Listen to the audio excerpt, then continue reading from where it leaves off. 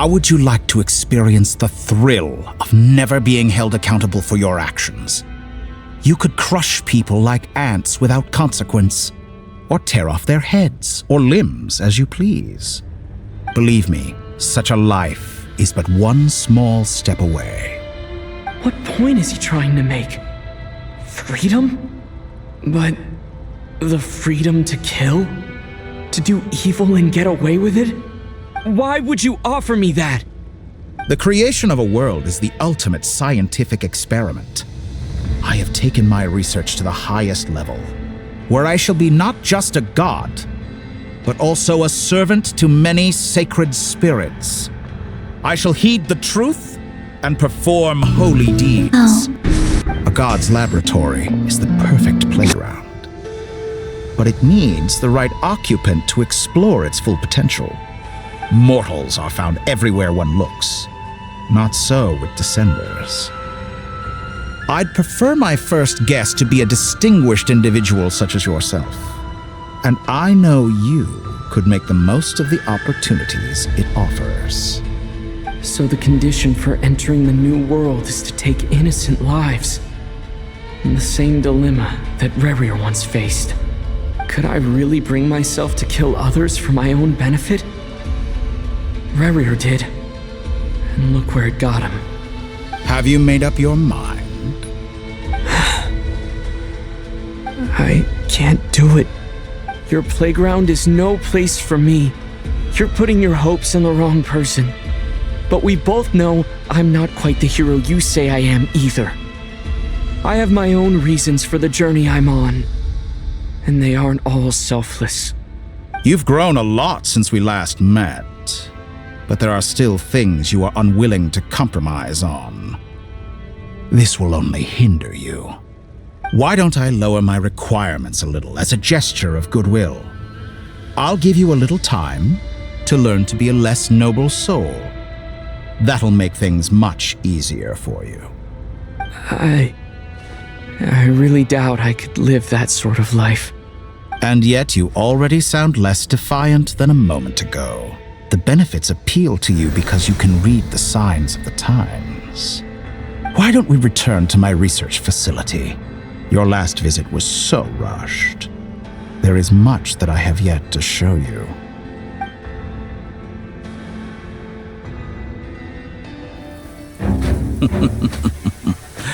Now to that question, Heroes don't attack from behind. Guess I'm no hero. This is most disappointing.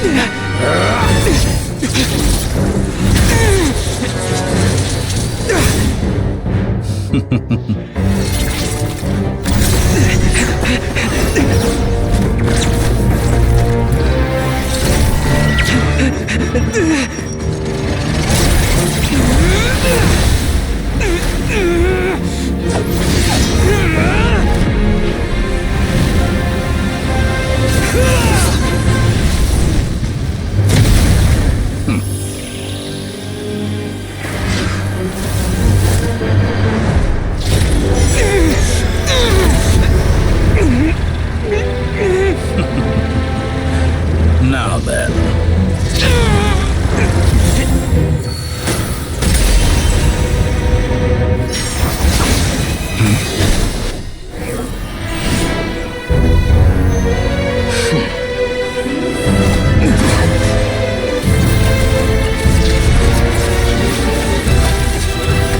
A new face. Interesting.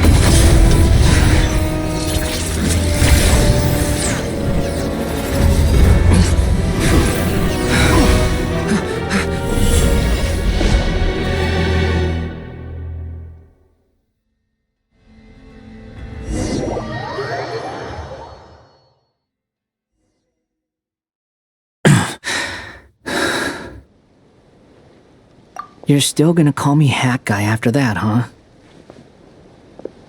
I didn't see anyone else in there who needed saving.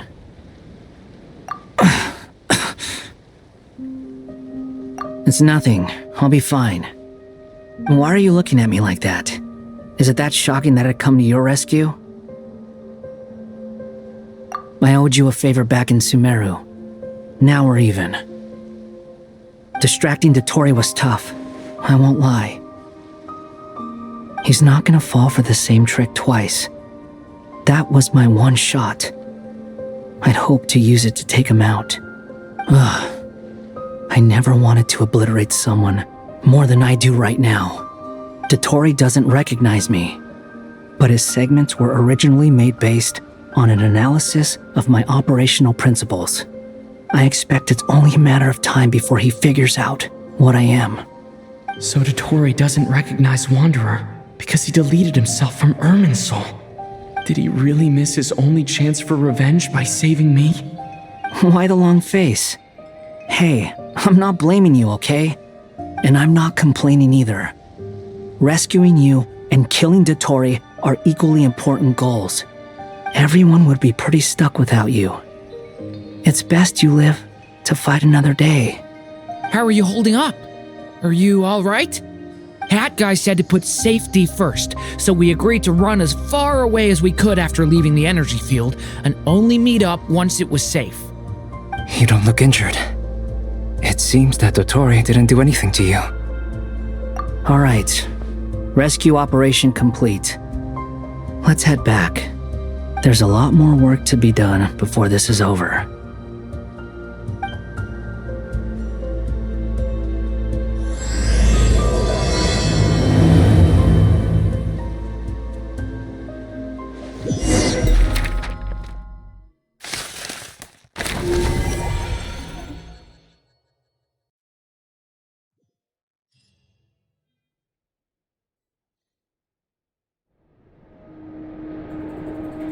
Understood.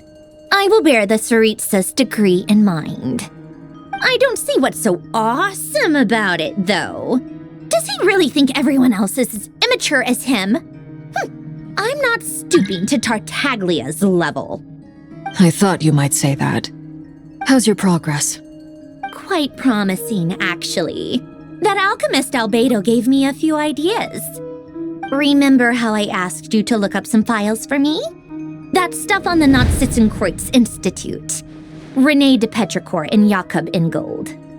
Alain Guillotin despised René's theories and methods, but he never managed to come up with better alternatives either. So I adopted some of René's ideas. I thought Alain was like a father to you. He and René were mortal enemies, were they not? And what would you say if Lenny and his friends one day learned something useful from someone you utterly detested? I would applaud them for it. That would mean that they have surpassed me. For all we know, Alain Guillotin might have thought the same thing. Not that it matters, though. He's dead, and I'm alive. So it's my call to make. Once you die, it doesn't matter how great you were in life. Only the living get to decide what happens next. Hey, come on out. They're back. Huh?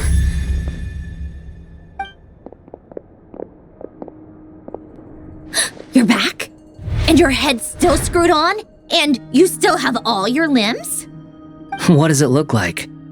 Way to keep your composure, madam. Excuse you. I am perfectly composed. Glad you're okay. Yes, it's a huge relief. Worry? Oh, yeah, right. You think we, the Fatui, were worried about you? We were worried sick. Hey!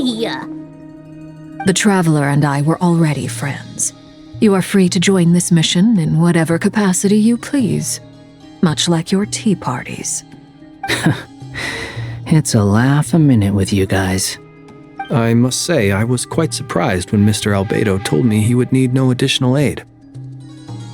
We discussed this on our way back as well. I am rarely so unequivocal, but in this case, we had full confidence in Hat Guy.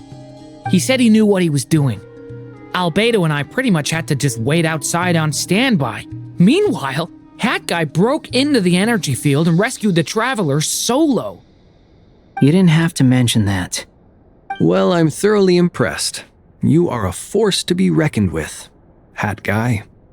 Is he back? Is he really back? Traveler! It's really you! Oh, thank goodness! Paimon missed you so much! You can finally breathe easy, Paimon. It's great to have you back in one piece! Oh, Paimon's been having nightmares the whole time you were gone! Look at them. You know, once you reach my age, there's nothing better than watching a misty-eyed reunion between friends. It's nothing. Same goes when you get to my age, too. I bet Ino and Anefa would be tearing up as well if they were here.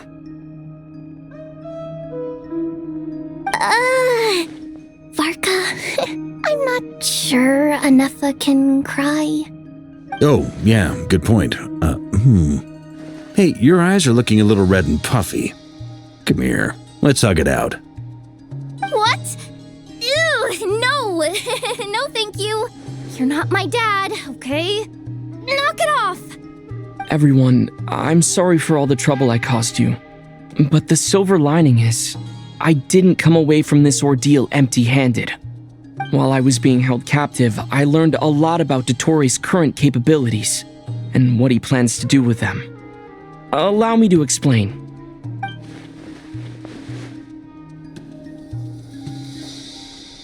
The three moon goddesses were even more powerful than we imagined.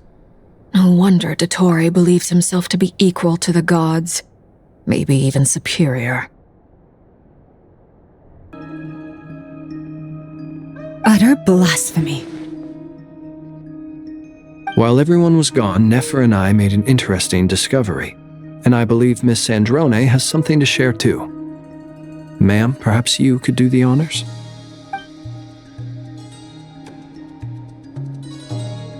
Called it.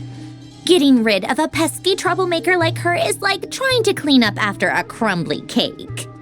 It always comes back to haunt you. Our next step is to find a way to bring her back. A place where time flows backwards, with no destination in sight. Surely it must have been created for a specific purpose. But I fear the answers are buried deep in Tevat's history, held by great powers beyond our reach. It sounds like she's on a specific path through time, just traveling in the opposite direction to us. The question is, where does that path lead? Or will it keep going to infinity? We considered that question as well. Strictly speaking, time is not infinite. Indeed not. Every road has an end. Nicole! You sure loved quietly sneaking in mid-conversation. I do, in fact. It's something I've always done at our mages' tea parties. Quiet, mysterious, and persuasive. You wonder what lies at the end of her road. Well, just as the world has a beginning and an end, so too does time. And so, the end of the road is the moment that Tevat was born. But where Miss Columbina will end up along this road, that depends on where this particular river of reverse time began. What about the original moons and the moon goddesses? Do they have a beginning too? All things do. In the beginning, no moons adorned the sky. It was the Dragon King Nibelung who raised the three moons into the heavens, and thus were the moon goddesses born. They were shadows of the planet, born to wield Nibelung's authority and oversee the world on his behalf. They were extensions of his will, manifestations of his majesty. But then one day, they disappeared just as suddenly as they had once been brought into being. Nobody knew where they had gone.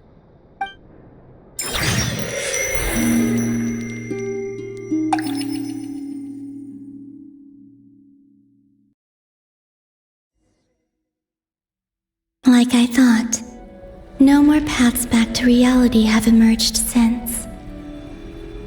But how can I be sure that I'm going the right way without scenes from reality to keep me on track? I can't even be sure of how long I've been walking for. The further I travel, the less stable this space becomes. There are even moments where I can sense something that feels like abyssal energy. They can just materialize out of thin air. I have to keep my wits about me.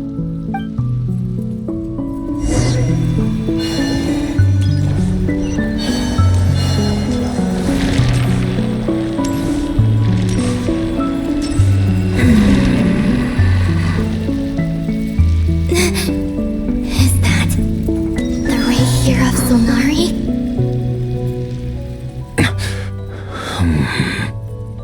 You are the moon goddess. But how? Please, there's no need. I'm not interested in fighting anymore. I find that a little difficult to believe. Yeah. Honestly, so do I. The way you used my own power against me was... It was a brilliant strategy. And then, in the final moment before I was thrown into this space, I got to see an old friend. Mr. Dainsleif. Right. It was so long ago now. But we were friends once. And when I first got here, I was filled with hatred, remorse, and rage. How I cursed and devoured. I tore everything here apart. I was consumed by the desire to leave this place and have my vengeance. But to no avail. This is a place with no exit. This is the second time I've entered this space. Though I have no memory of the first. I was torn to shreds the moment I entered. But this time I survived. It must be partly because of this new body. And partly because of all the Kuvaki I absorbed in Nodcry. Are you the source of the abyssal power in here? Not all of it. Some is from when I first arrived here and tried to destroy everything. But there was already a degree of abyssal power here before I entered. And like a venomous snake baking in the merciless sun, it tried to slither into my shadow. Tried to? So, you rejected it? Yes. Because after that, the world suddenly became silent for a moment.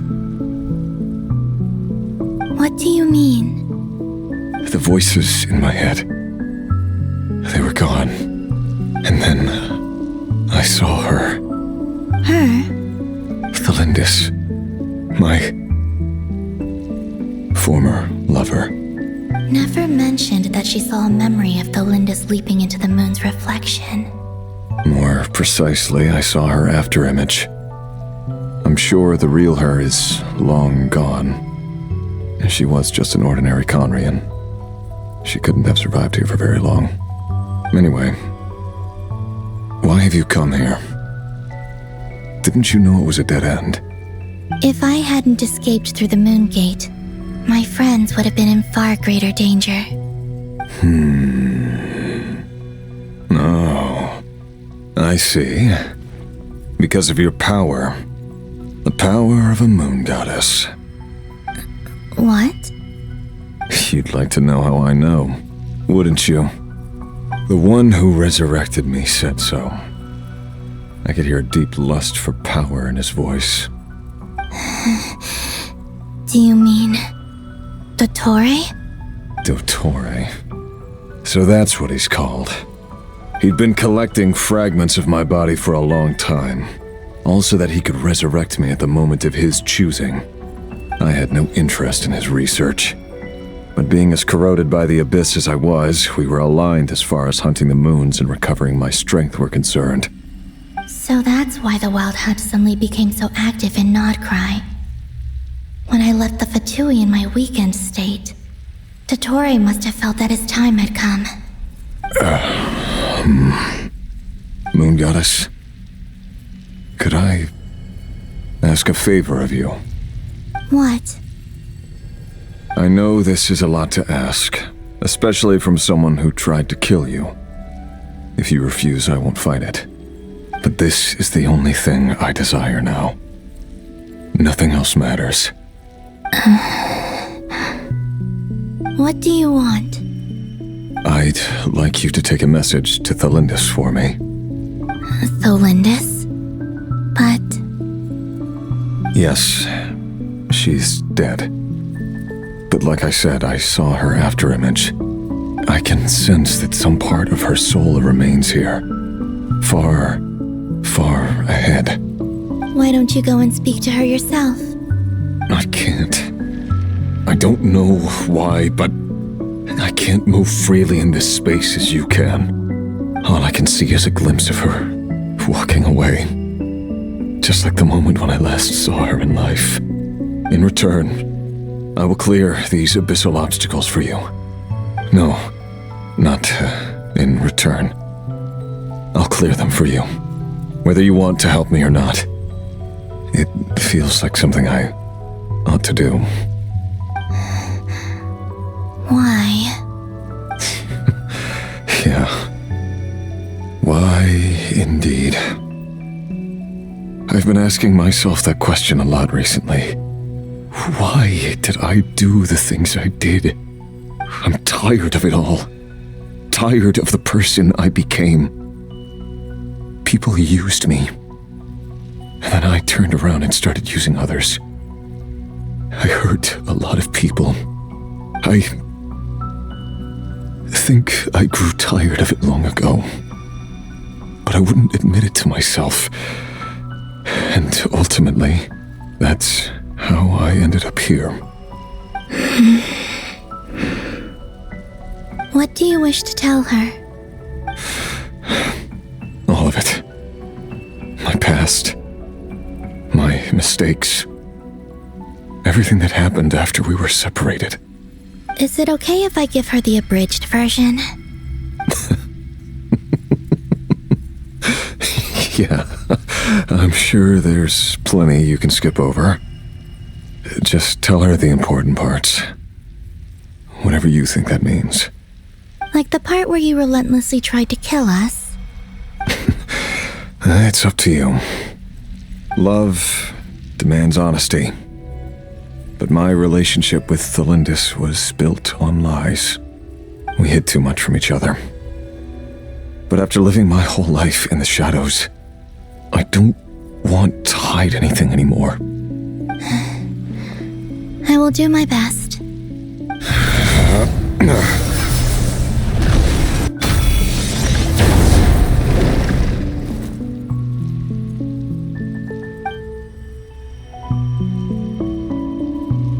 There.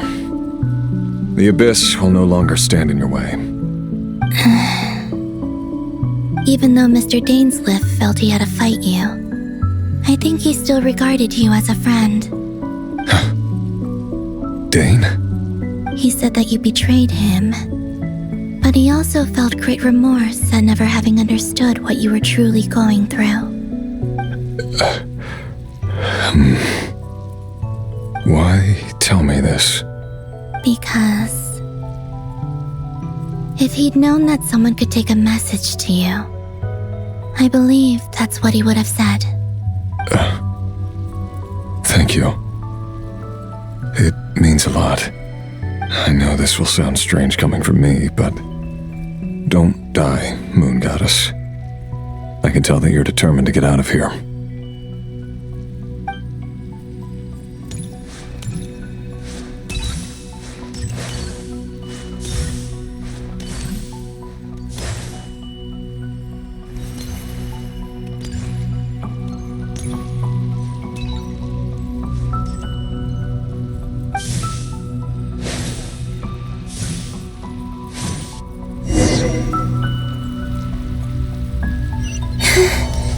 He kept his word. The abyss is no longer obstructing my path.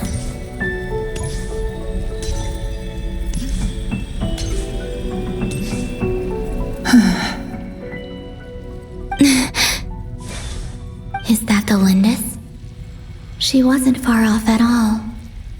And yet, they can never meet. Hello, Miss Thelindis. Who are you? How do you know my name?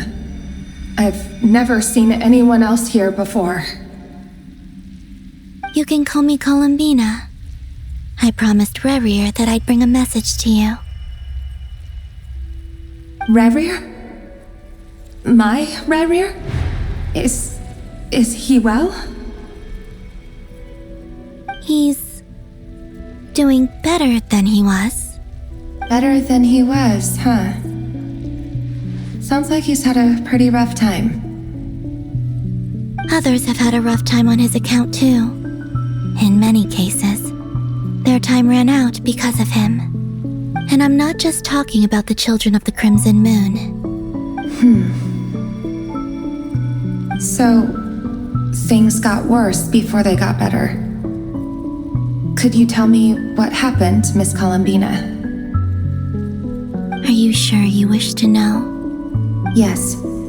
This is my opportunity to learn the truth. No matter how hard it is to hear, I have to know. I admire your courage. However, time is short.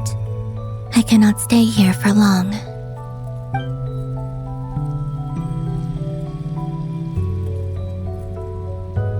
Rerir had seeds of hatred in his heart, and many people nursed them for their own ends.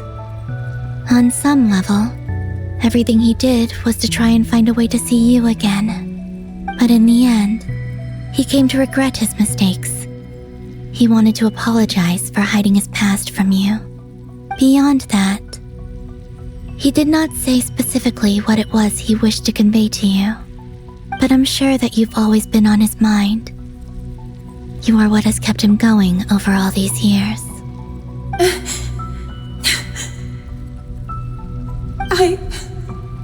I'm sorry, Miss Columbina. This is so upsetting. I'm not sure how to put my feelings into words. It's all right. I understand. Well, that's everything from me.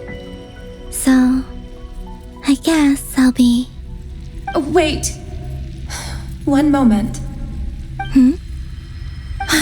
Time flows backwards here. The road ahead only leads further and further into the past. I know. I intend to reach the end of that road. Without a moon marrow, without the 3 moons' power, you won't make it far. Wait, unless...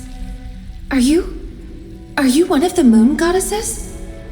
You could say that. I see. I often think to myself, if life is like a train ride, why haven't I reached the terminus? Where am I even going? And it's not just me, it's this whole place. Wherever it is, it seems like it's existed forever. It's such a mystery. Where is it going? I must seem so ridiculous.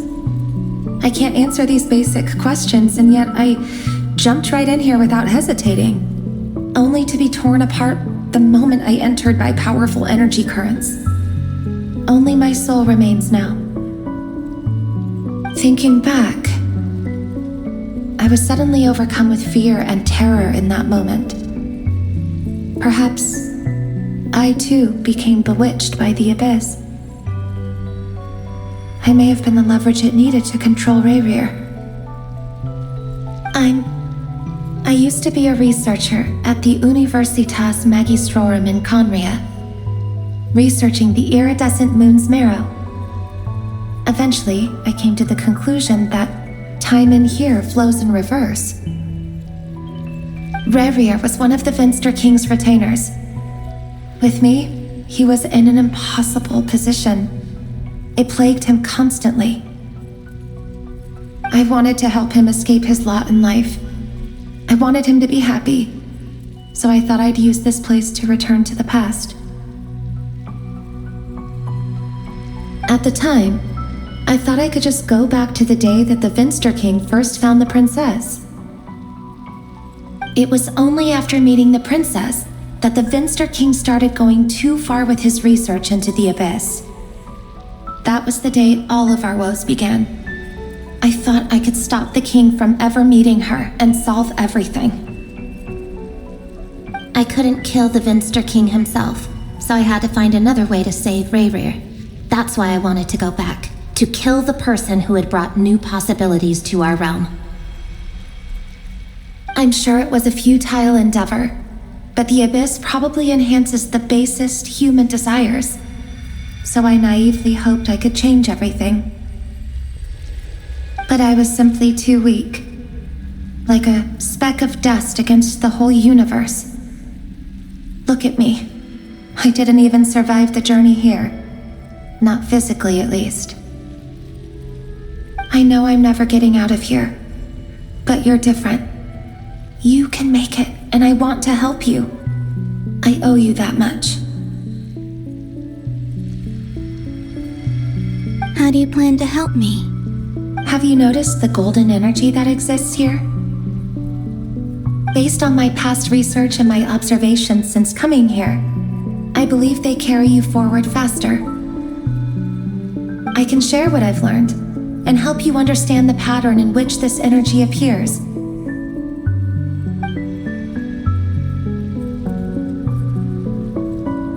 I think you just might...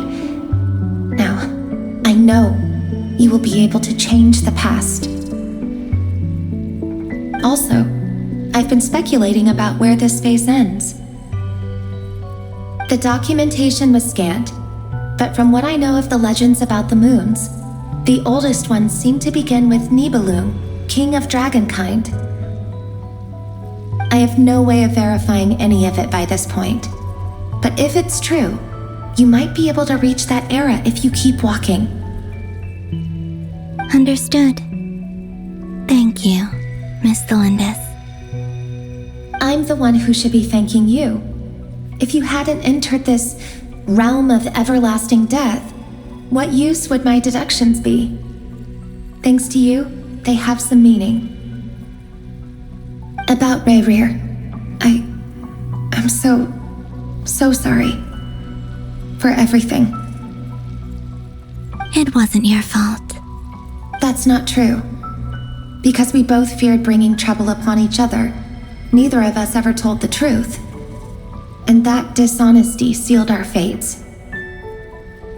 But enough about that. I wish you a safe journey, Miss Columbina.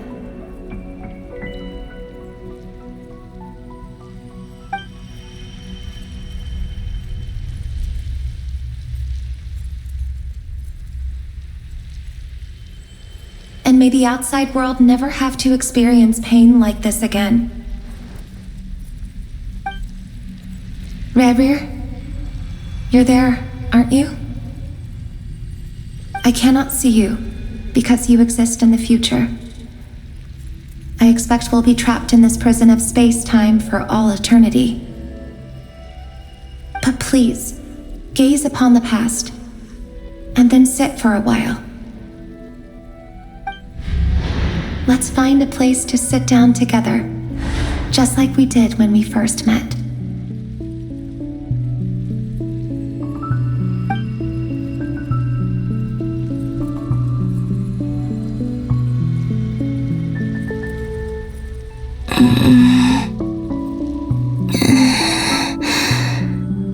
How long have I been walking? How much further till I reach the end? Is there even an end to be found? Everything's getting blurry.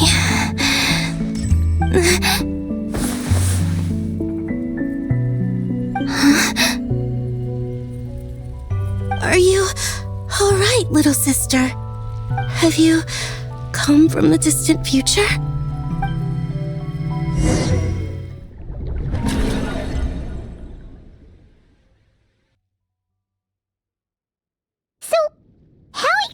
Did the moons just disappear? Shouldn't it be a little harder to get rid of major creations like moons? The world is a vast and ancient place. On a certain scale, all life lasts for but a fleeting moment. Miss Nicole explained that the moon goddesses likely perished in the War of Funerary Flame. The moons themselves were also destroyed at that time, save for the Frost Moon, from which a new moon goddess was later born. Am I missing something then? 'Cause the stories say that the moon goddesses were born on the moon, but doesn't Columbina say she was born in Nodcry? Huh, you're right. Why do their birthplaces differ? What's the difference between the two generations of moon goddesses? Also, remember what Sandrone said? Her scans detected 4 moons. In other words, 4 moon marrows. Technically, the result of the scan means that 4 moon marrows were detected and positively identified as moons in that moment. In other words, this piece of information alone isn't enough for us to know how Miss Columbina is doing right now. Yep, we have no way of staying up to date on whether she's dead or alive. She's on her own for now. But at least she's trying her best to get back to us.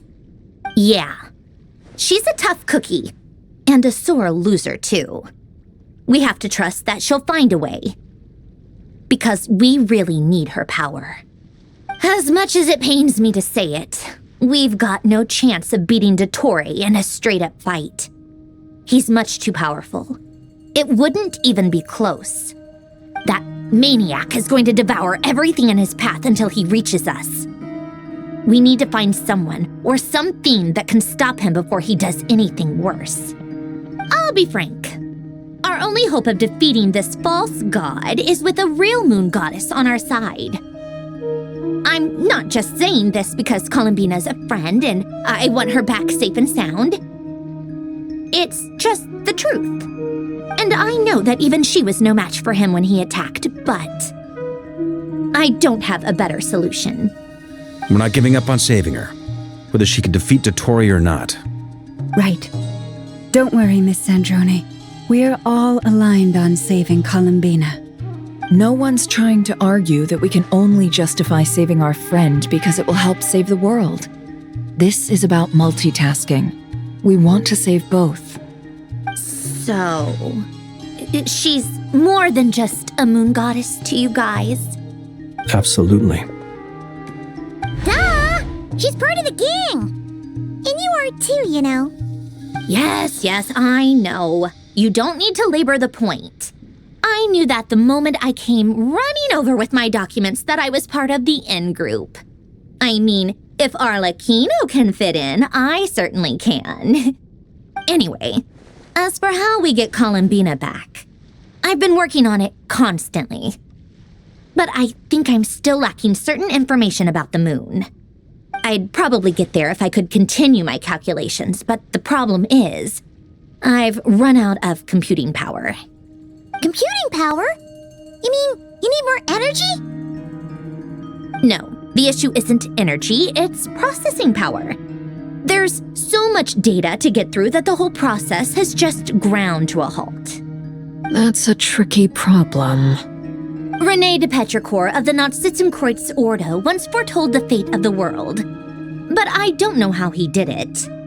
My guess is that he used the primordial sea's power. However, that won't work for me. His methodology was vastly different from my own. What's worse, they're incompatible. And to top it all off, we can't even leave Nodcry. Ugh, this is so annoying. If I'd known we'd run into a bottleneck like this. Well, no, the design bureau's a bust as well. Curse that Dottore! Couldn't have made this harder for me if he tried. Oh, what do we do then? How about we grab a bite to eat and take a break? Maybe something will come to mind after you've cleared your head. You don't get it, do you? I'm trying to calculate the fate of an entire world here. And I need accurate results, not big prophecies. Where the heck am I gonna find the computing power for that? Anyway, time to shelve the discussion on technical difficulties. Being a killjoy isn't very ladylike after all. Either way, we've done what we can. Rest well, everyone. Remember to let us know if anything new comes up. Hat guy? Is he hinting that we should talk outside? Let's go somewhere a little more private.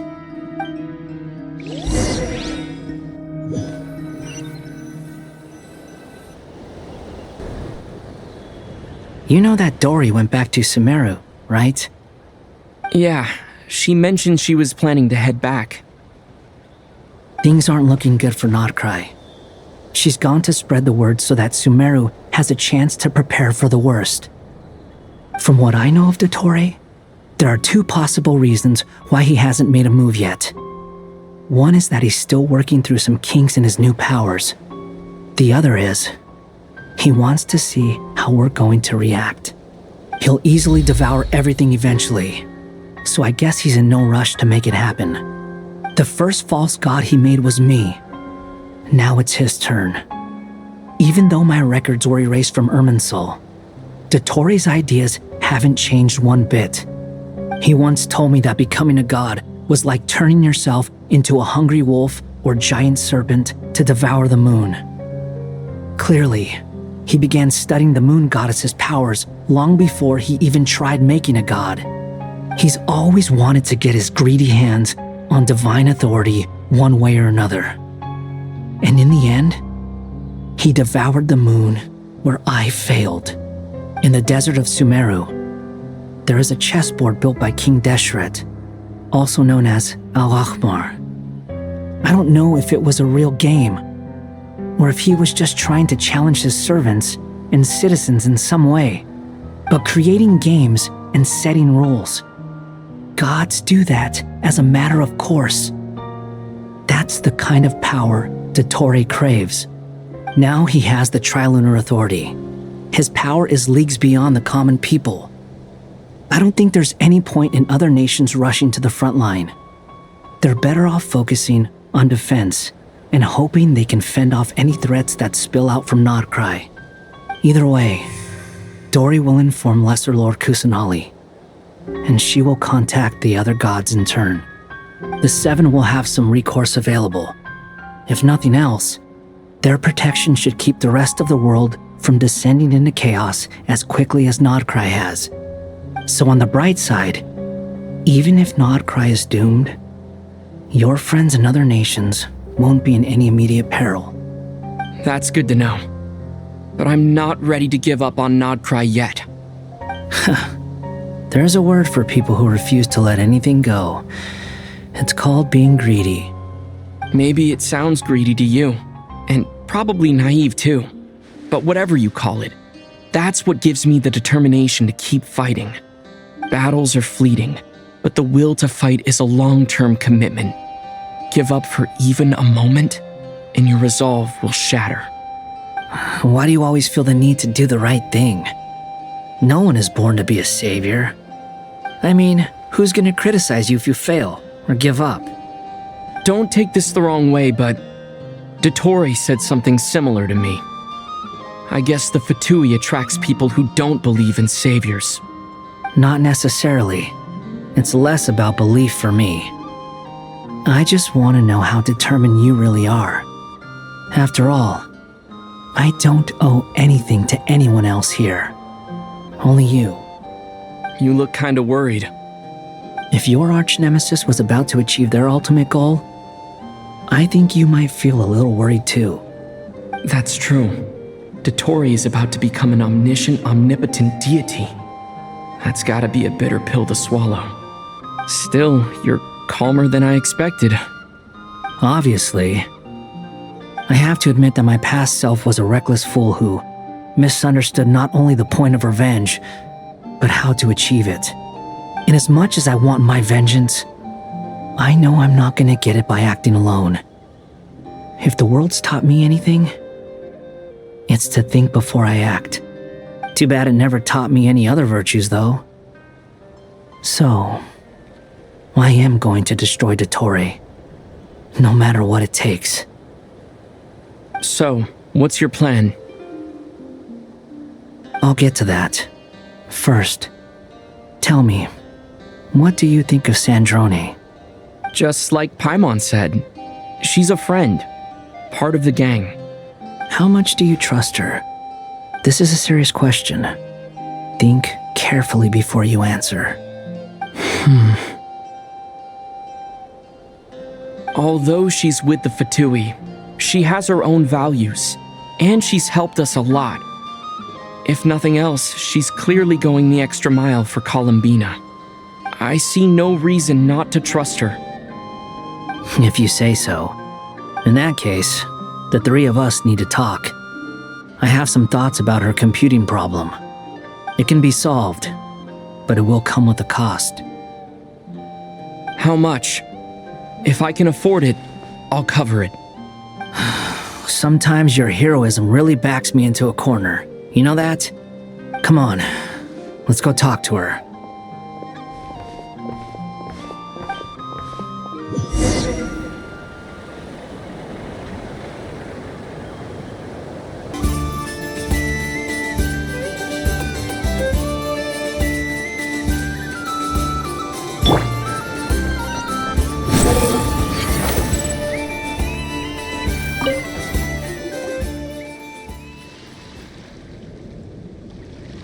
Miss Androne, Traveler.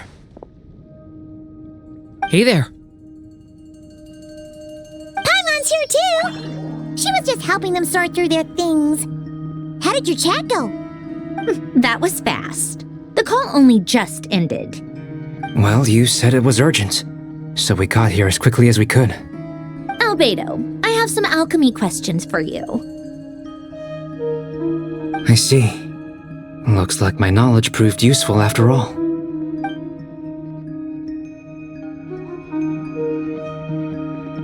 If I might ask, what is the end goal for the modified formula you'll be using? I needed to predict the future of the entire world. But I've run into some teething issues since trying to implement Renee's theory of the 4 Orthants.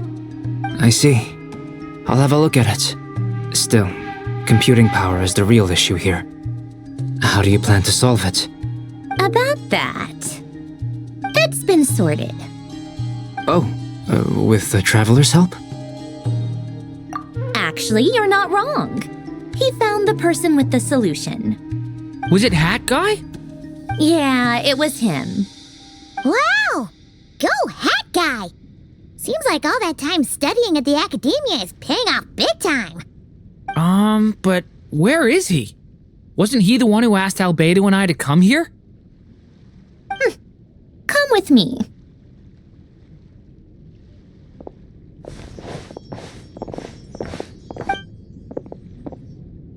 Hat Guy? What's happened to him? Hat Guy! Can you hear us? No response. I guess he's in hibernation. Hat Guy mentioned that he was a puppet. It seems that his functions are currently shut down. I presume this has something to do with the solution to your computing problem. That's right. He and the Traveler came to see me. Wait, what? You have a solution? Would you calm down? Why do you always react so hysterically to everything? Excuse me? How would you know?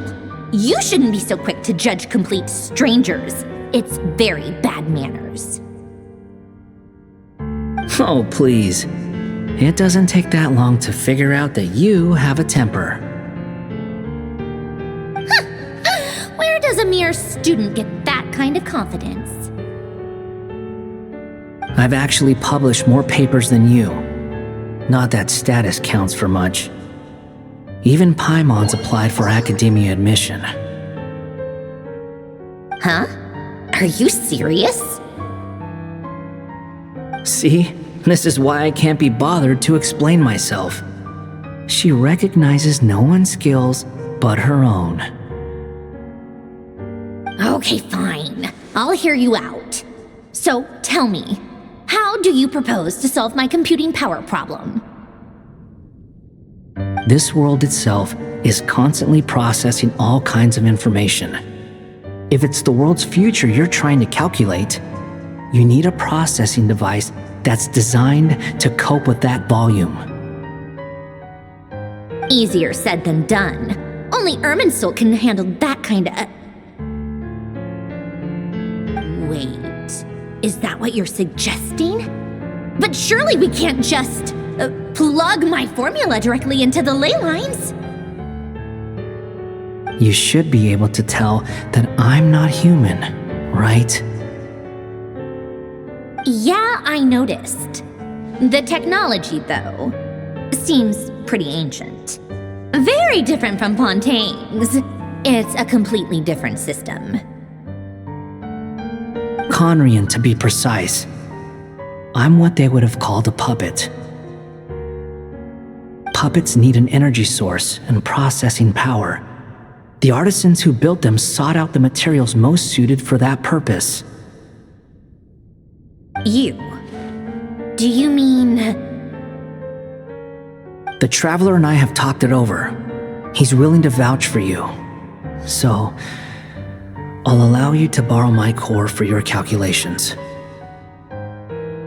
It was built using wood from a silver white tree, which makes it a small part of Irminsul. Conrian technology and Irminsul wood. Who in the world could have built you? Are you sure about this? A puppet without its core will cease functioning completely. And if it's left in that state for too long, it might not recover. You could die if you do this. You do realize that, don't you? I can put 2 and 2 together, yes. No need to rub it in. I won't lie to you. This has never been done before. I cannot guarantee your safety. Doesn't matter. I'm prepared for the worst. Did you two actually talk this through? Is he... Are we really considering this? Yes, we discussed it. The bottom line is, he trusts me, and I trust you. Let's give it a shot, shall we? Honestly, I have no clue where this kid even came from. But for whatever reason, he lent me his core to use in my formula. I'm very close to finishing my calculations now, and the core is currently in use. So I'm sorry, but I can only show you a sketch right now. This is what the core looks like. A silver white branch. It certainly matches the legends told about Irminsul. Is Hat Guy gonna be okay? He's not gonna die, right? Right? In theory, he should be fine. As long as we put his core back in time. Beyond that, all I can say is that I'll try my best to avoid risk and make sure the core doesn't sustain any damage. I think I know why you called us here now. Someone needs to watch over his body and make sure it's protected until the process completes. Correct. He said that the only ones he trusts here are you two, and the Traveler. And the Traveler will have other work to do. He will have our undivided attention. Aw, Hat Guy. On a more positive note, things are progressing steadily on my end. I'll call everyone in for a meeting once the results are out.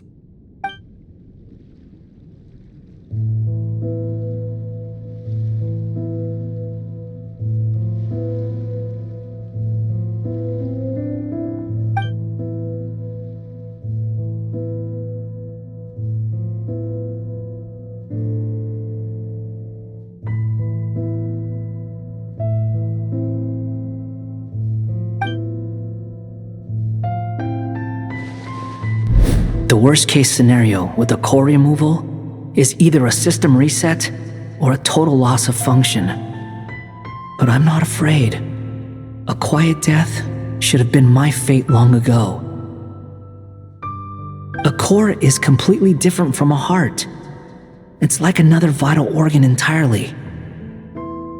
I never believed it could be a true replacement for what I sought. But in the end, it turns out the core was more useful to me Pretty funny when you think about it. It's like the punchline of my entire life. Do you think there's any difference between a puppet and a human? If not, then this would just be another samsara. I have already experienced both a past life and a next life. Part of me wonders whether I'm only capable of making this decision because I've become a real human. What's with that expression? Isn't this a good thing? Sandrone will succeed, won't she? She has to. She will. We all have to persevere until this is over. That's right.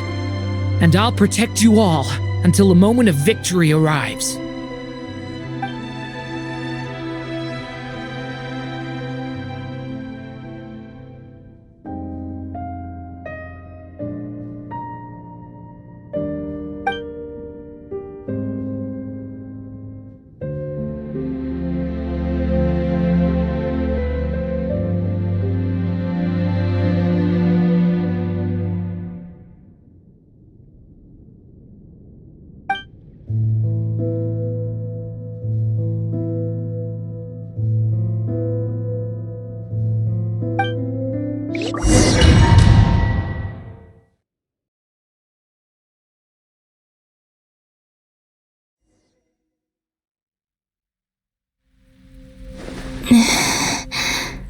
Who are you? Call me Sonnet. You have the same power as Canon. Sonnet. So, you're the goddess of the iridescent moon? Oh, goodness. You recognize me? Well then, what's your name? Columbina. Columbina Hyposelenia. Hyposelenia? What a lovely name. Did you choose it yourself? It was a joint effort between me and my friends. Friends? You mean your friends in the heavens? Huh? Oh, sorry. You must be exhausted. I apologize. Hang in there. Let me introduce you to my older sisters. Do you mean the other two moon goddesses? Arya and Canon? Wow, you sure know a lot. Hey, does that mean that our story goes on into the future? Oh, I guess that wasn't the best question to ask. It's alright. We were prepared for that possibility. You could say we were too prepared. I can't even remember how long my sisters and I have been here by this point.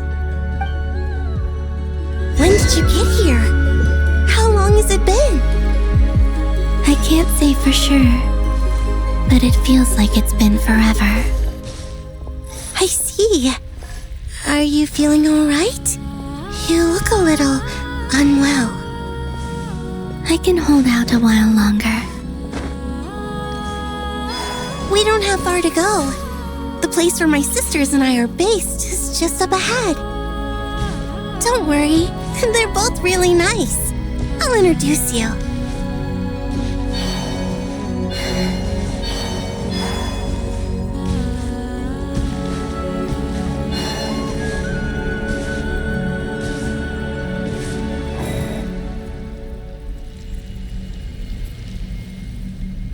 Sisters! I'm back!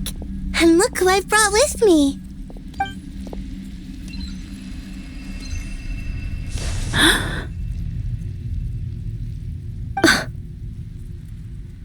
It's our lovely little sister, born in the far future. The pleasure is all mine. Allow me to introduce you to Columbina Hyposelenia. This is Arya, the goddess of the eternal moon. And this is Canon, goddess of the frost moon. Canon, don't you think Hyposelenia's power is similar to yours? Hello, Columbina. I apologize for our startled reaction just now. And please, forgive our little sister if she's been annoying you. She tends to talk a lot. It's fine. You seem shy. Don't worry, Columbina Hyposelenia.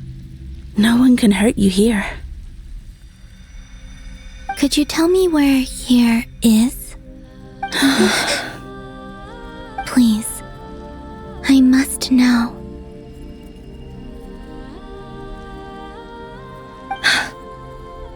My dear sister, this is where Tevat's original ruler, the Dragon King Nibelung, imprisoned the moon goddesses. What? You're scaring her, Canon. No, I'm fine. Please, continue. Nibelung, our original master, created us in the distant past to maintain Tevat. But he left this world and traveled into the dark universe beyond, to explore worlds vaster still.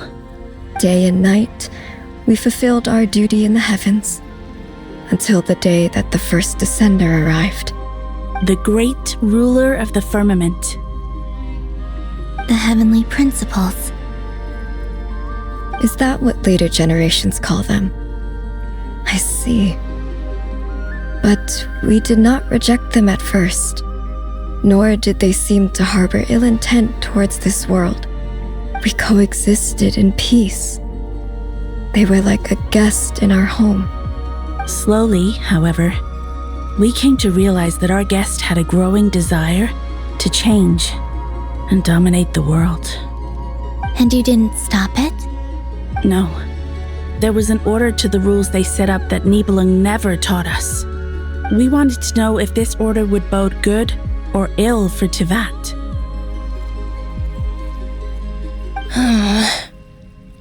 All right.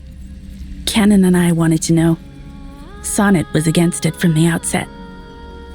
Later, we discovered that this great ruler of the firmament bore an almost paranoid hostility toward the desire of certain life forms to seek power. Or perhaps they feared them.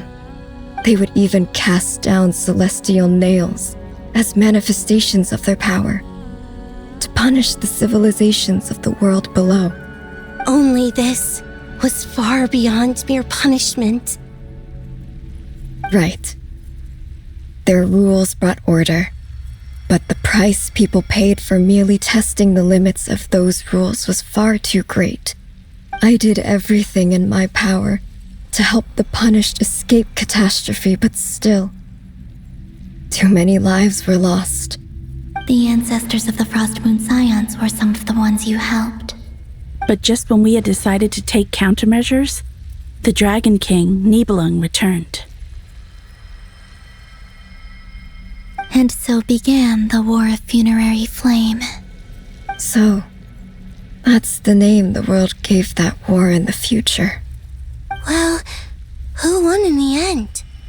As far as I know, the Heavenly Principles won, although it came at a great cost.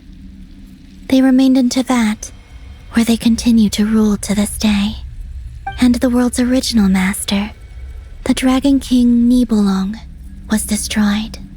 And what of the moons? Are there still 3 moons in Tevat's skies?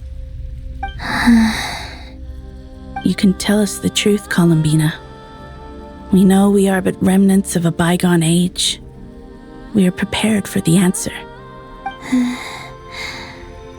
Only the Frost Moon remains. But it has been cast beyond the false firmament by the Heavenly Principles. The eternal and iridescent moons were both shattered during the war. So death finally came for us in the end. Sonnet.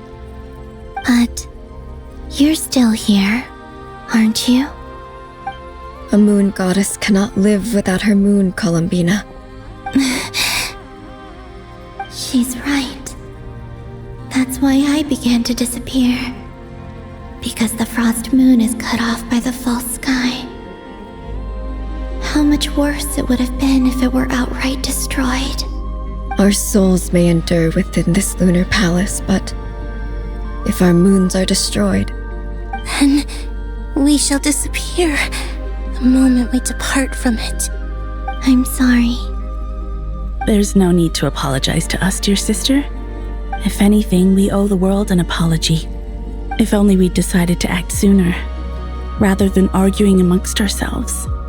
all the more reason not to spend this time in regret and repentance. Instead, we should focus our efforts on how we might help our future sister. Sorry? Don't you see, Columbina, your story is not yet over. Is that not why you are here?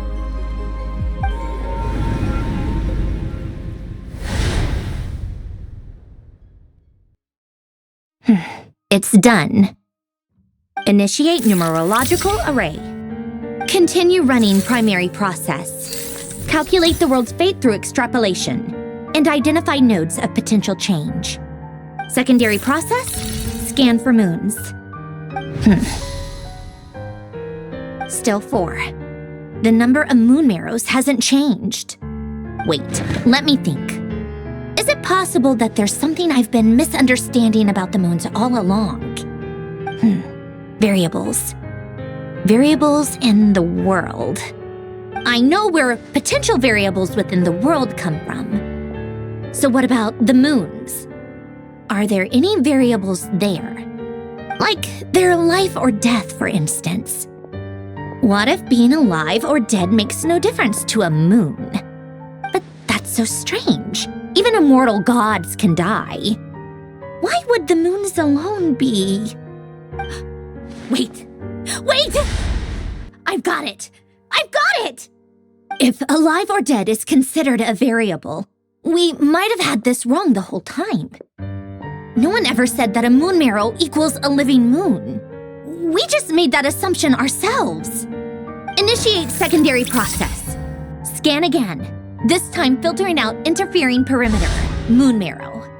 I don't care if they're natural or artificial. Get them out of my search results! Why? It says 3 moons still exist in Teyvat, even after excluding the moon marrows. But we know for a fact that 2 of them are dead. Redo the scan. Narrow the results to living moons and real moons. No, scrap that. Narrow it down to moons that have lunar authority and remain alive. Why? Why is it still 3? What is this, Columbina? Has the world lied to us? Or are you the one pulling the wool over our eyes?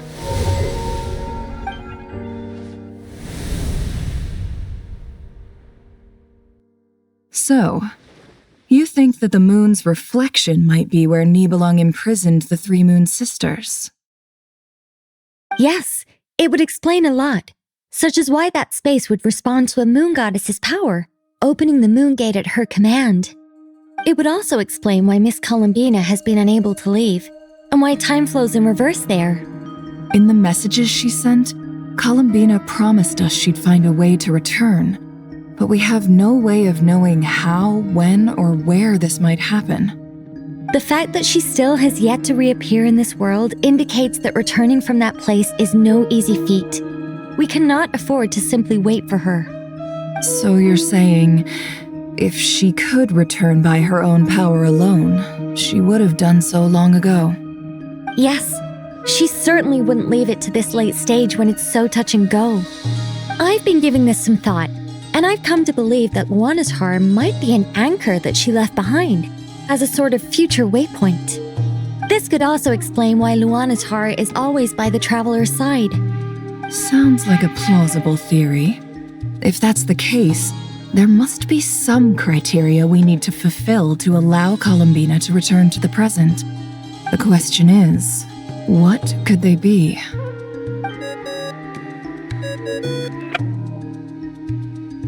Hello? Listen up! This is extremely important!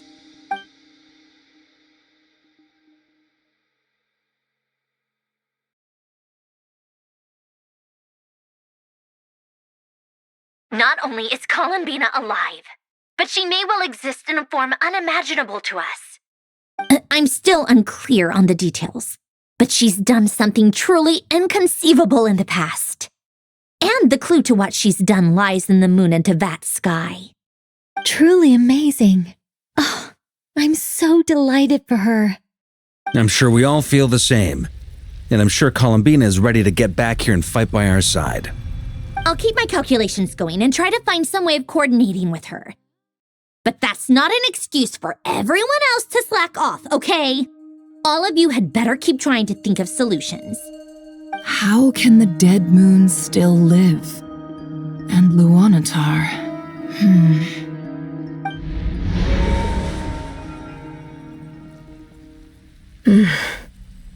It's hard to believe that's what will happen in the distant future. Our authority is linked to the most fundamental rules of Tevat. I suppose it's no wonder that many would covet that power. I didn't realize that when you said friends, you meant people who live down in Tevat. That's so lovely. I always wanted to go down there and have some fun. Have you ever tried leaving this prison? Of course. Between us, we've tried everything. But no matter where we go, this space will eventually bring us back here. It's like the center of a whirlpool. Everything ultimately converges here, at the moment when Nibelung imprisoned us. In that case, have you tried using any of those pathways that connect this space to the real world? Sorry? What are those? They're passages through which you can make small-scale changes to reality by using Kuvaki. Or am I the only one who can use those passages? Because part of my soul remains in reality. Kuvaki. What is that? You don't know? It's a unique kind of elemental energy found only in Nodcry, the land from which the moons arose. Oh. Well, it's true that the moons first rose up from the part of Tevat you say is called Nodcry. But there is no difference in the elemental energy between there and anywhere else. What? Could you show us some of this Kuvaki? Hyposelenia? Maybe if we see it, it'll make more sense. Okay.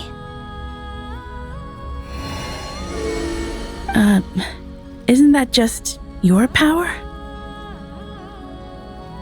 What? But it's everywhere in Nodcry. In the air, in the land. Even the creatures who live there have adapted to its influence. How curious.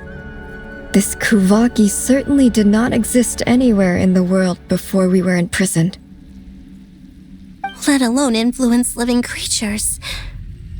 So, how exactly does it affect them anyway? Can they float in the air like us? This is so strange. Why would their reality differ so much from mine? Columbina, you're looking for more than just a way out of here, aren't you?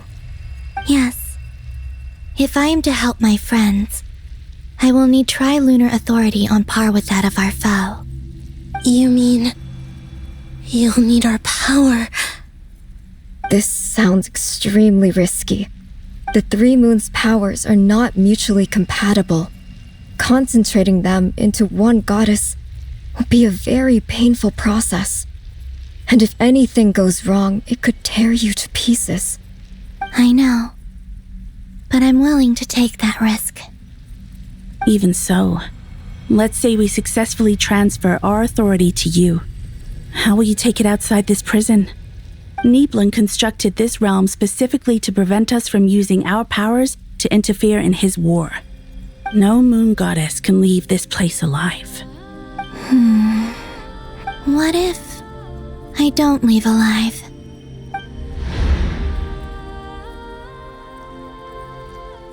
Where do we even start? How are we supposed to figure out what we're meant to do to help Columbina?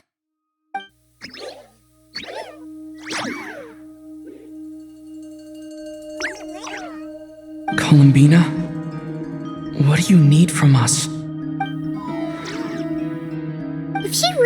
the beginning of time in there, how do you think she'd leave us a message?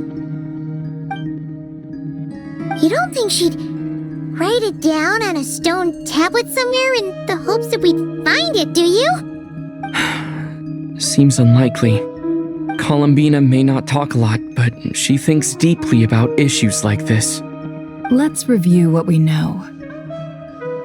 This is the Columbina who fought alongside us against the Reikir of Solnari, and with whom we celebrated Moon Prayer Night.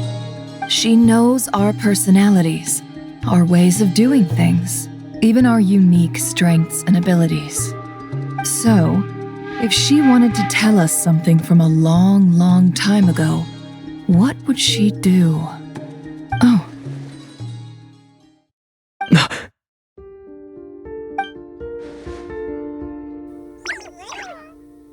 Traveler, you once said that those golden ripples also appeared when Luanatar was born.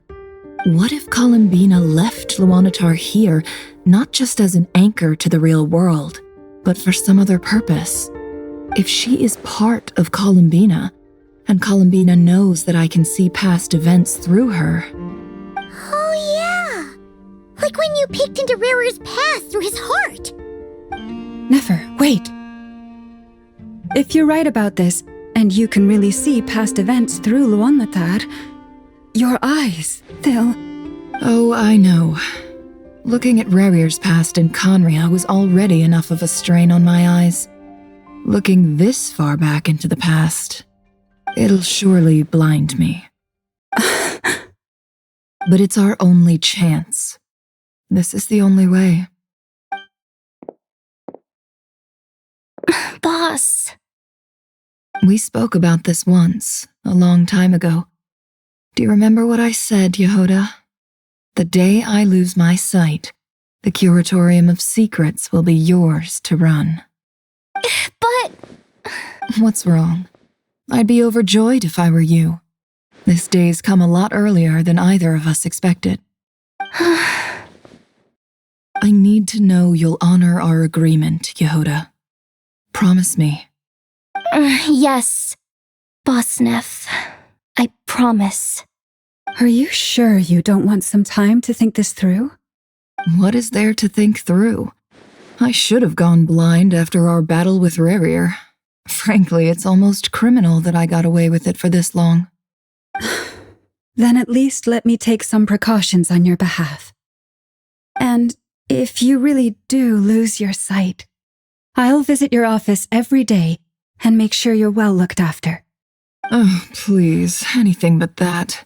I was actually ready to go through with this. Are you trying to scare me into backing out? As if I could ever scare you. I'll assume you're just joking to calm your nerves. All right, enough chit-chat. Let's do this.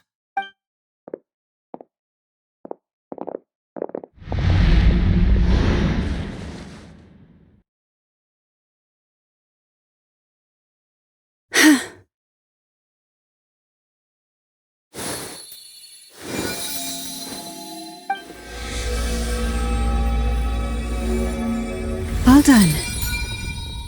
Good. Now give me some space. Come on then, little one. Show me what happened in the past.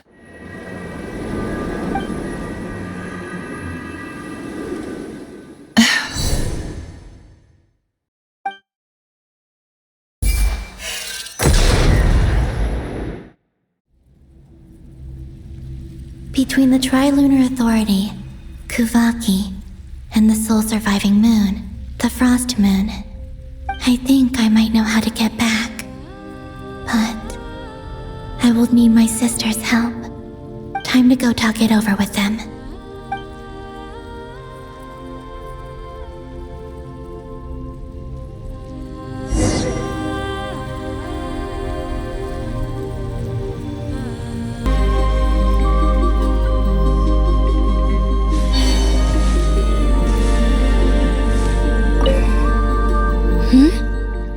Have you decided what to do? I hope it's not too dangerous. You really scared me when you said that thing about not leaving here alive. Come on, let's go find the other two.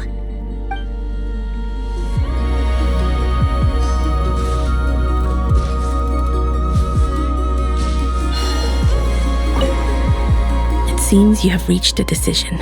I'm all ears. What do you propose?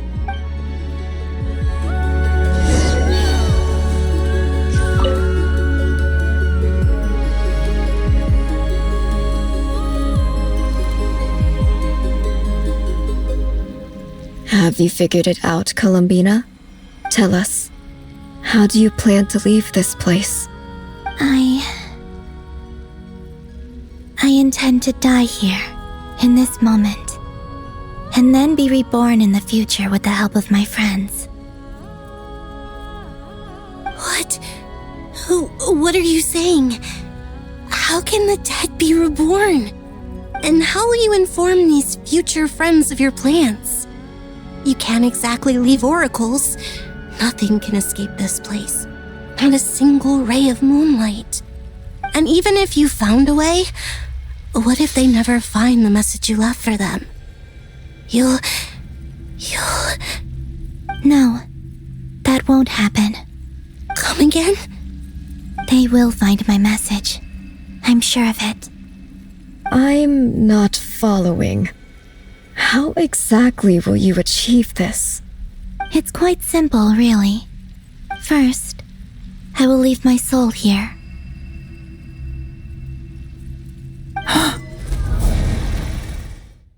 I see it. Your soul? You mean your divinity? Yes. I once left a portion of my soul in the future. One so small that this prison barely noticed anything. In this very moment, she can resonate with my soul across time. When the time comes, I believe that she can serve as an anchor to pull my soul from here back to the future reality. Just as gravity connects the world to the moon. Exactly. In the future, where I came from, the moon has been cast beyond the false sky, but I can still feel that it is there. In a similar way, I can feel a connection to the soul fragment I left behind even now. My friends can use it to detect my presence. But how do you just leave your soul here? Is that even possible? On my way here, I met an ordinary mortal who entered this place long before I did. Her body is long gone, but her soul remains. And before that, I encountered an old enemy whose entire soul survives here intact, while the power that once corrupted his body has faded away. So, perhaps this space is specifically designed to imprison divinity and authority, but not the physical body. Still, even if your body can escape, would it not just be a lifeless husk without the soul inside? Wait, is that what you meant when you said you wouldn't leave alive? Yes, I shall turn my body into moonlight and pour it over Nodcry. That power shall protect the land and quietly blend into it, awaiting my soul's return in the future. However, I cannot do this on my strength alone. I would need your help to do this, so I'm humbly asking for your assistance. Oh, dear sister, you need not be so formal. As I said before, we are but remnants of a bygone age. You, on the other hand, were born alone in that distant future, and you have walked a long and lonesome road since then. How could I bear to let your story end here in this dungeon? Don't forget, we are your sisters, your family.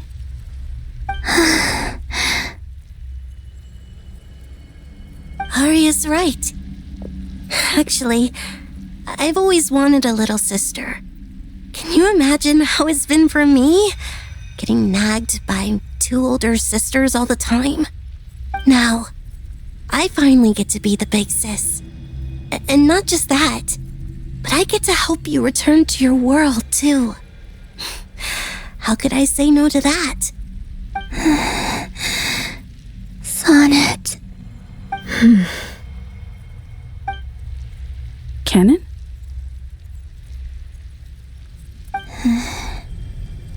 I'm sorry. I know this is a bold request. The Frost Moon is rightfully yours, and it remains intact. Oh, no, please, don't misunderstand me, Columbina. I was just thinking back on the years that the three of us once spent together. You cannot imagine how happy I am to hear of the future world you describe. The Frost Moon Scions, your lovely, kindly friends. For the three of us, whose purpose in life was to maintain the peace in Teyvat, it is a great relief to know that the people of this world live in such an abundant future. If your plan can save them, and save not cry, I will gladly give you all that I can.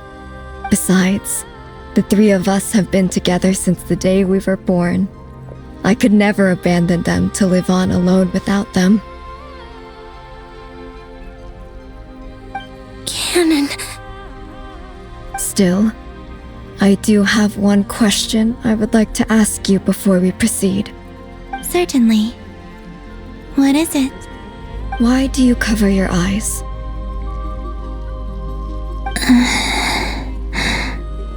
Yeah, I was curious about that too. But it seemed personal, so I didn't want to intrude.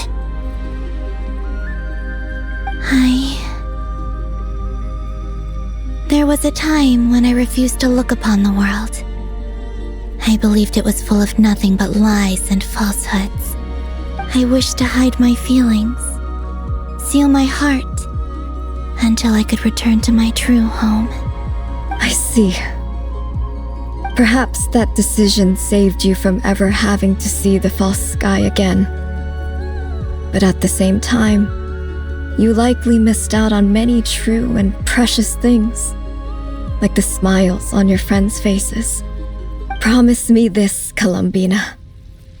When you return to the future, open your eyes, take a look at the world around you, and see your friends. I'm sure that you know this already, given that you long to return, but that is your true home. Give me your hand, Columbina. Arya, Sonnet, you too. Okay. All right.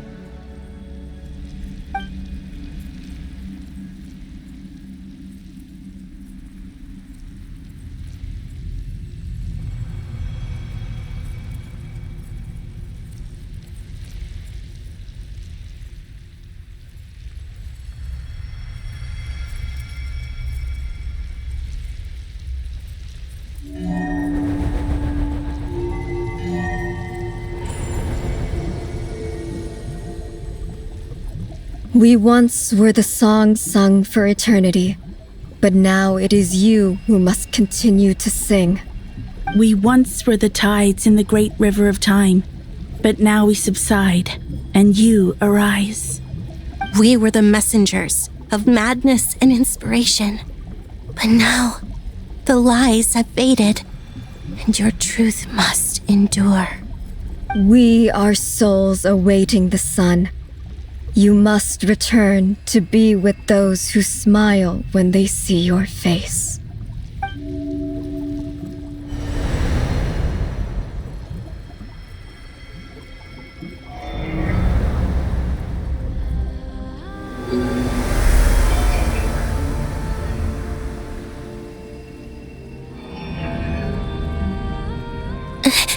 Is it done? Yes. We have transferred the authority over all 3 moons to Columbina Hyposelenia. From this moment on, she is the Tri-Lune Goddess, the one and only moon goddess of this world.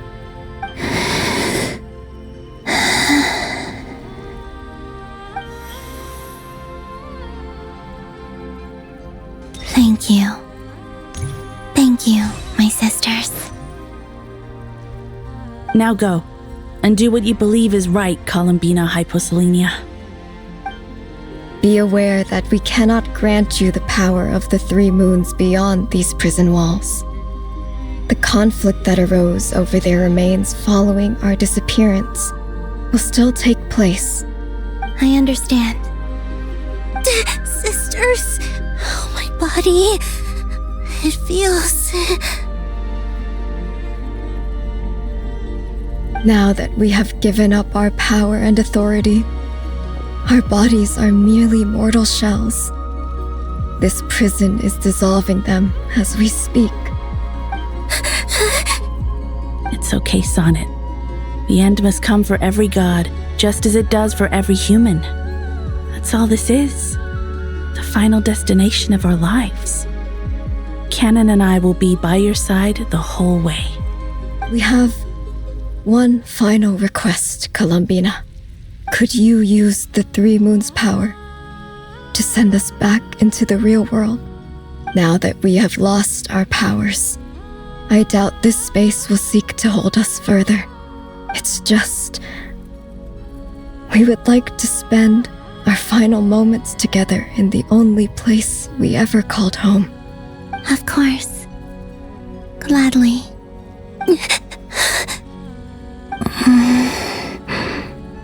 Sonnet? Yes? Don't... I wish I could tell her not to give in to the abyss. Not to be afraid. But is this really what I should say at this moment? Don't forget. I'm so glad to have a big sister like you.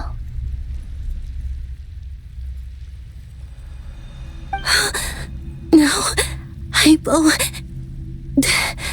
Thank you. I'm okay. I'm not afraid. As long as my sisters are with me, I won't be afraid.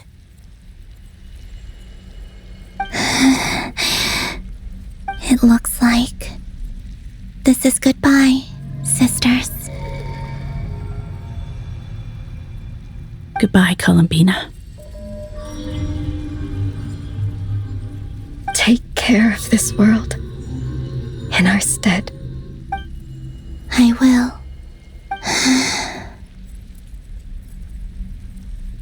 And now, it's time for me to bid farewell to my body too. May it become the moonlight that keeps Nodcry company through the long years ahead. So this is why Nodcry was not always home to Kuvaki. It only appeared after I poured my body out upon this land, and only this land. Kuvaki responds to me because it is me, my body, answering the call of my soul. And the golden energy I've encountered on my way here was, in fact, that very soul, which I am about to leave here to guide me. O power Trilune, eternal moonlight. I, Columbina Hyposelenia, lay aside my body.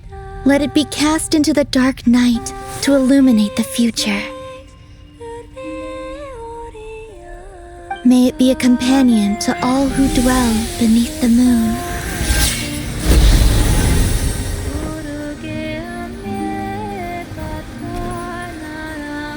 Until the time comes for me to return home.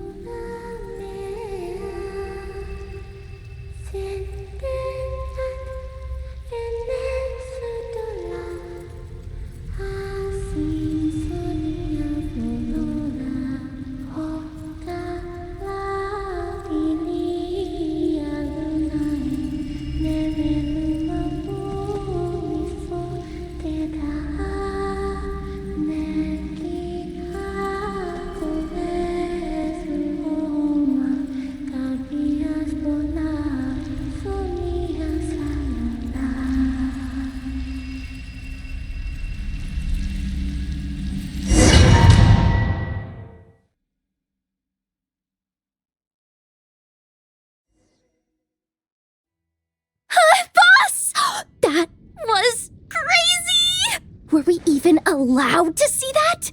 Is anyone? Can you still see? How many fingers am I holding up?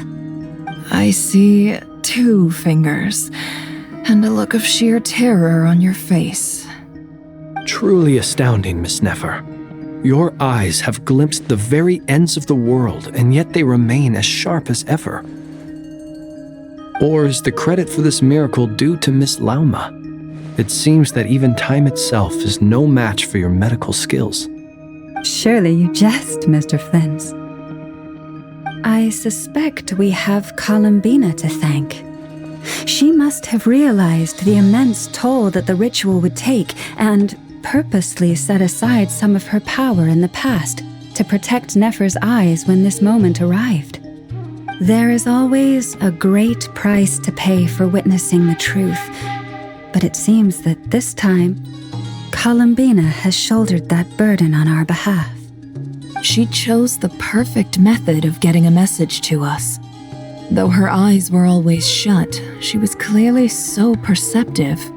She knows us well. She knew exactly how we would think and what we would try. Despite being separated by time and space, we're seeing the same possibilities and seizing the same opportunities. We still don't even know if she's okay right now. But as long as there's a chance we can do something, we'll fight to make it happen. We'll get you back somehow, Columbina.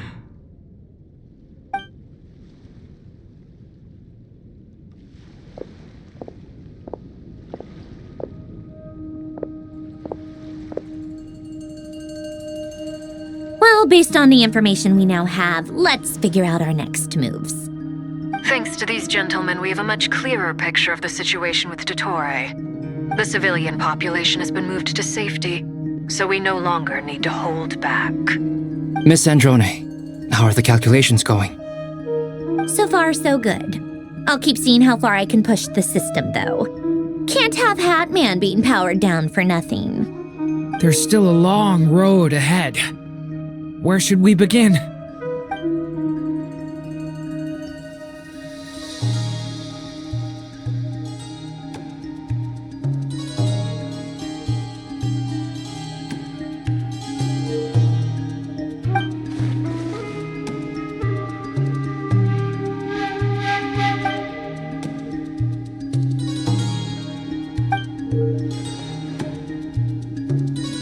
Our plan is clear.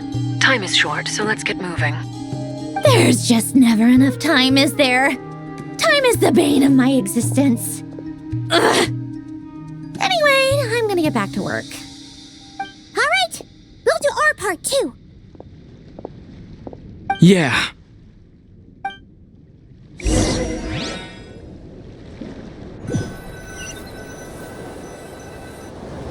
Albedo's theory says that elemental energy can dilute the light realm's power, but I'm no expert in building elemental defenses. Sounds like something out of the advanced elemental theory section of the library. Whew.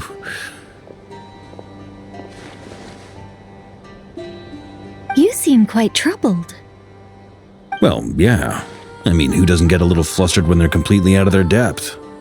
You were the very picture of confidence back when you approached the Hexen Circle. Yeah, I could have been faking it through that whole meeting for all you know. Who's to say I'm not just a ball of nerves in a charming and gregarious package? Oh gosh, really? I'm so sorry, I had no idea. Well, you're all the braver for it. Still, I was much more in my comfort zone than I am here. At least in Mondstadt, you can cry for help from a cliff top and actually stand a chance of summoning Barbados himself. Things have never looked bleaker than they do now. If we don't pull this off, Tevet's doomed, isn't it? Oh, you think so? Actually, yes. Yes, it probably is. It's a shame. Don't put too much pressure on yourself. Tevat has faced annihilation many times in the past, but it also gave us you, didn't it? Hey, don't give me that. It's not like I'm anyone special. I disagree. Every human born in this world is special. We angels have always believed that. In that case, this humble human being has a big favor to ask of you. I thought you might say that. I'm sure Alice, in her great wisdom, sent you here precisely to help us in this difficult time, yes? Well, that has less to do with her wisdom and more to do with my power. Of course, of course. Well, the thing is, these elemental defenses we're about to build, I don't think it's a question of if they'll fail, but when. Durin's findings from his patrols make it clear that Dottore is constantly expanding his territory. First it was his lab, then the design bureau, and now this. It's not realistic to completely stop him encroaching on the rest of Nagrai. Rather, our goal should be to stall him for as long as possible. If Miss Sandroni's calculations are correct, well, they're the closest thing to certainty we have in this situation, so let's assume they are. Anyway, her calculations suggest that our best hope for victory lies in Miss Columbina's return.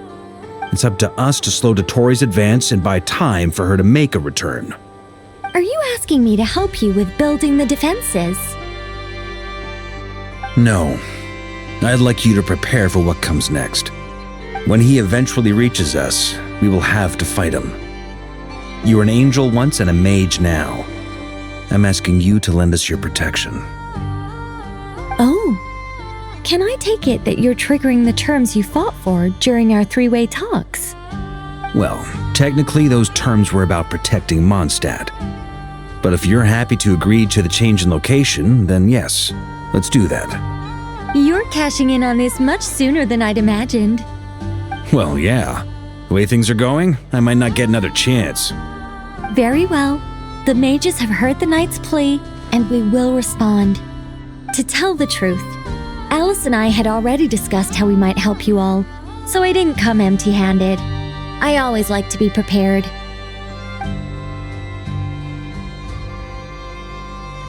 This is... wow. Yeah. This is great. Seriously, thank you. It's been many long years since I had a chance to dazzle humanity with a little divine intervention. To humbly serve as a reliable and responsible guide. Anyway, Knight of Boreas, please accept this gift in recognition of your great virtue. Go now. May the angel's blessing deliver you safely to your destination.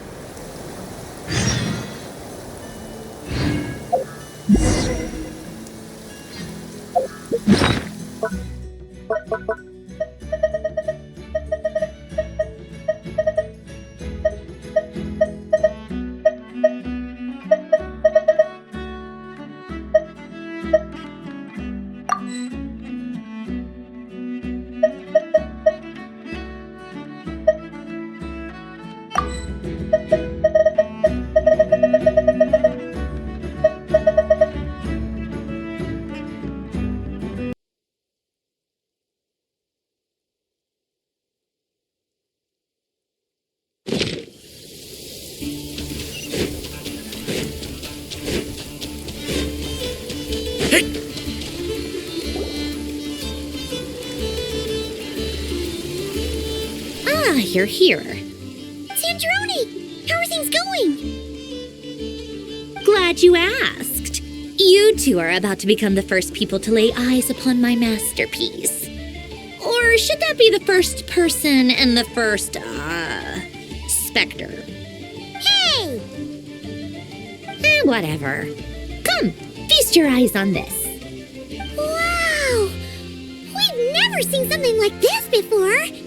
This meter displays the progress of my formula. Currently, it's still making the most important connections. Once it's finished running, I'll deliver it right to your side. And then, we can finally bring Columbina back. What do you mean, deliver it? Can't you just tell us over the Dodo communication device? It'll just be some numbers, right? Ugh, you're such a greenhorn. This isn't the kind of formula you solve in math class. It's a highly complex algorithm capable of constructing a framework of rules. Whatever. We'll be here all day if I start trying to explain it. All you need to know is the formula must be completed before we can bring Columbina back. I'll share the data with you. Nicole's agreed to let me use her information channel, so we just need to use the Dodo communication device like so. And there. Now you can check in on my progress. Wow! Look at that! You're amazing, Zandrone! About time you recognized my genius. Took you long enough. Anyway, that's all for me. You should check on the others if you have time. Make sure we don't have any weak links in the chain. That might sound harsh to you, but close supervision is a common practice in a Fatui. Not looking to catch anyone out. I just care about everything going smoothly. That's all. I'm kinda stuck here while the formula's running, so I need you to be my second pair of eyes in the meantime.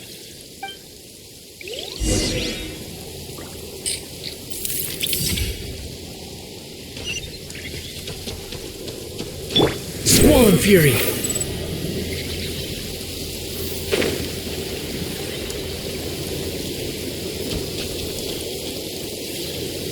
Thankfully, Miss Nicole has come to our aid. Nasha Town is now looking very well defended. Golden Flame.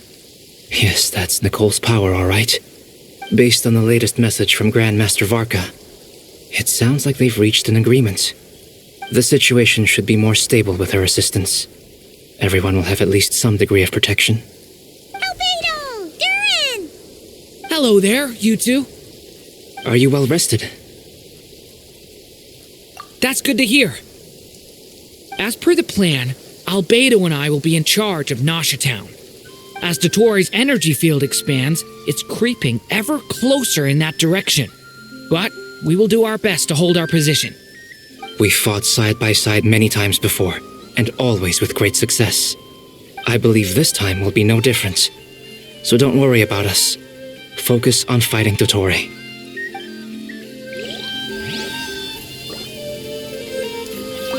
As Dottoro's energy field expands, it's creeping ever closer in that direction.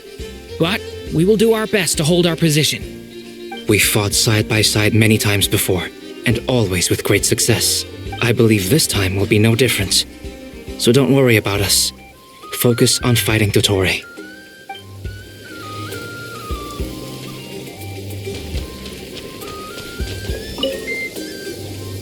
Traveler, Paimon, a pleasure to see you both. Friends! How's everything coming along? Fairly well, if I do say so myself. Personally, I am ready to confront Dottore head-on.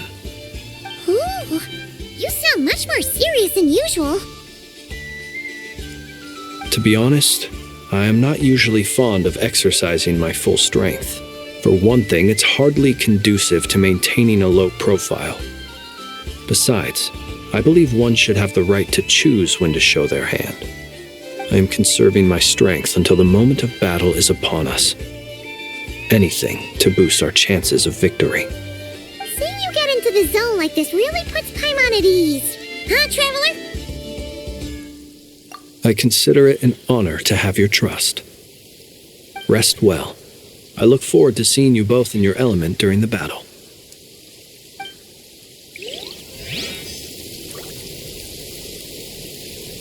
Rest well. I look forward to seeing you both in your element during the battle.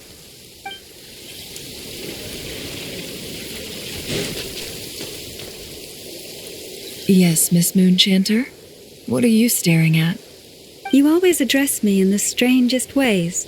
Lady Moonchanter one minute, Miss Moonchanter the next. Yes, and?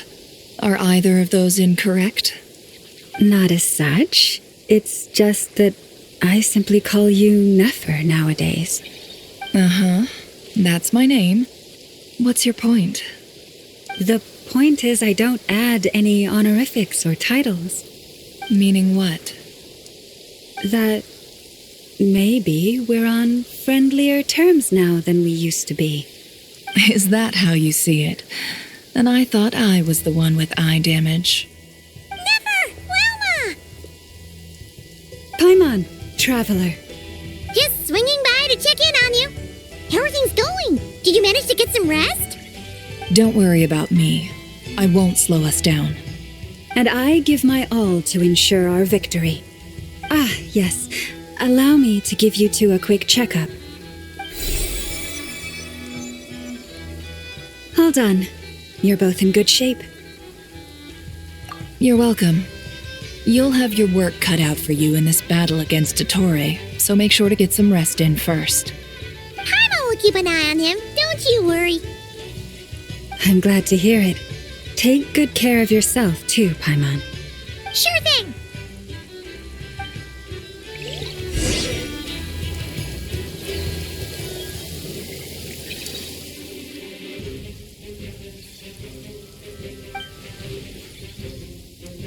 Here they come.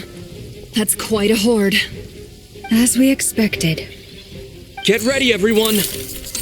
Take your positions and prepare to engage. Let's begin. I'm at the ready.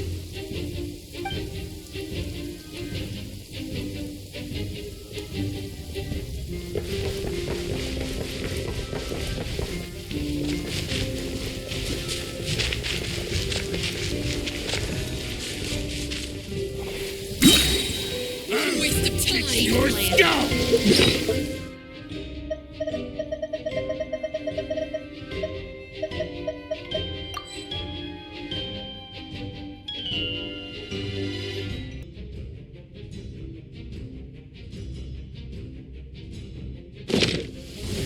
Wipe out! Time for the big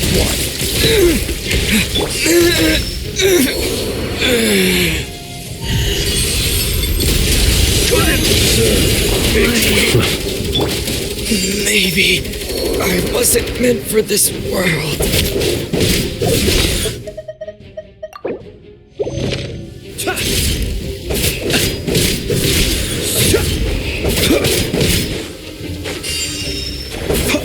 Close your eyes. Observe to dust. Did it take too Another one. 5.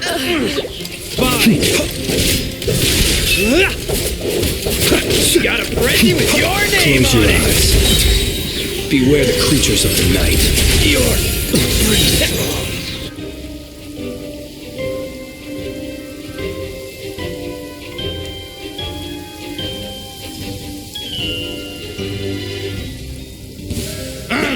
It's your scalp! First, protect us by the frost moon of old. These creatures cannot stand against us. Oh, fighting talk. Just don't let your guard down.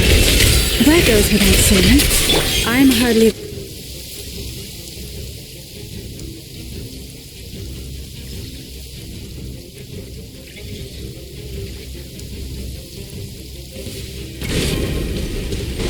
Coming to be, moments of birth. Decay! New life! That was easier than I thought. Naturally. What do you mean? Is it because as...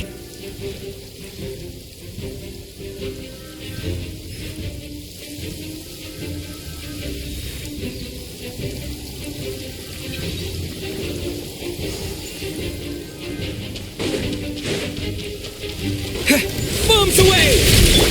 With one heart, we pray, lush as the moonlight. The deception ends here. No more lies.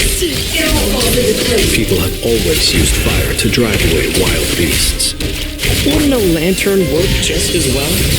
You read my mind, my dear friend. I was just about to say that. All right then, dear friend. Bring the light. Branch into...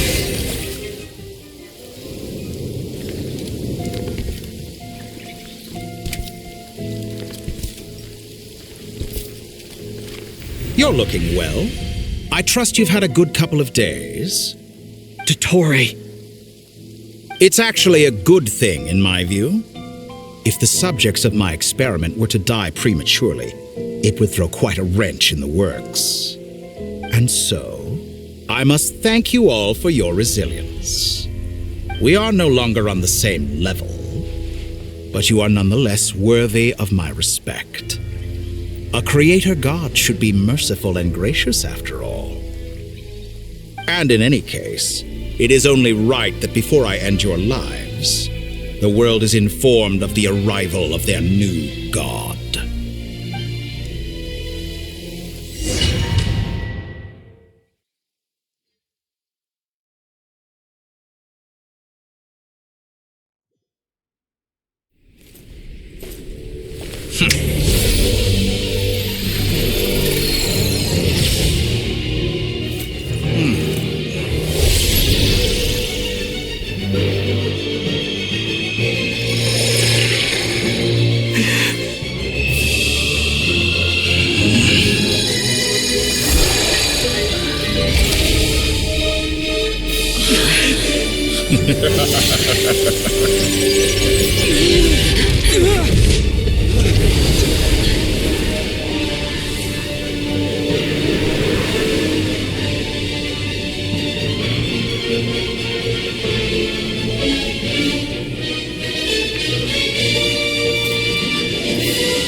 The experiment begins.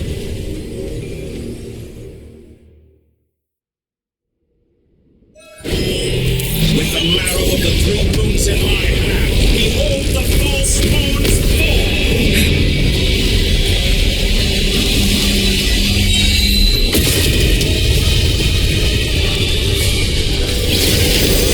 Yeah! Go! Yeah! Seek within. The night cometh. That's more like it. Some results of value. By the frost man of old. Go! Be silent. Enter. The mystery unravels.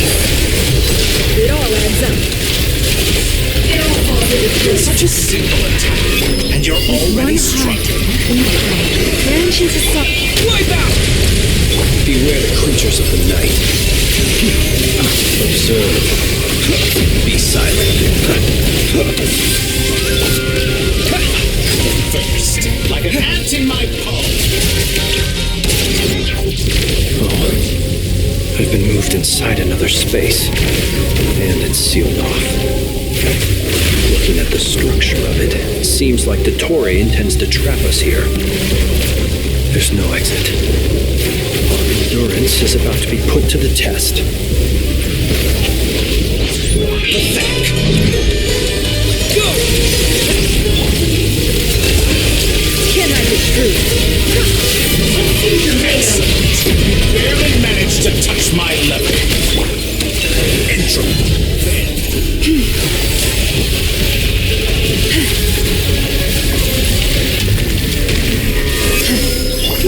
It all adds up. Did you no more lies that would hit me? Seek within. By the frost man of old.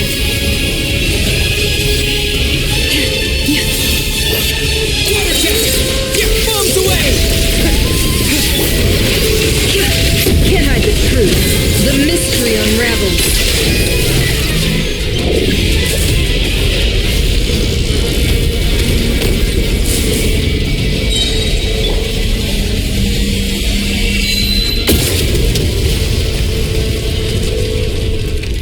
Tell me, where will you try scurrying off to next? Looks like Dottore has opted for a divide and conquer strategy. But we will not allow him to triumph. No, I shall pray for our victory. Leave this place. Intro.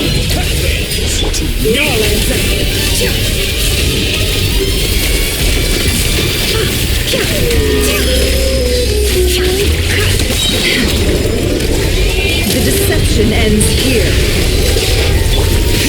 Water jet! No more lies. Did you honestly think that would hit me?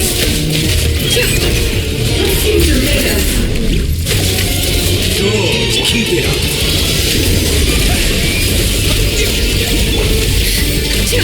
Can't hide the truth. No more lies. That's more like The mystery unravels.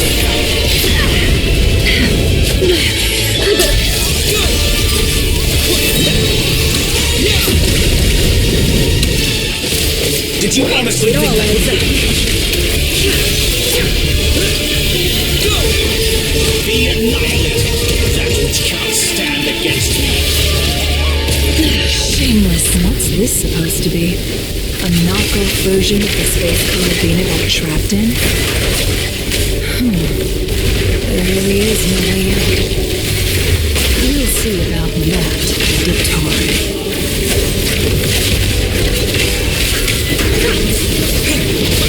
My apologies, I had not intended to take your teammates from you. But you have a choice. Obey, and I can release them. An excellent deal, if you ask me. Won't you consider that?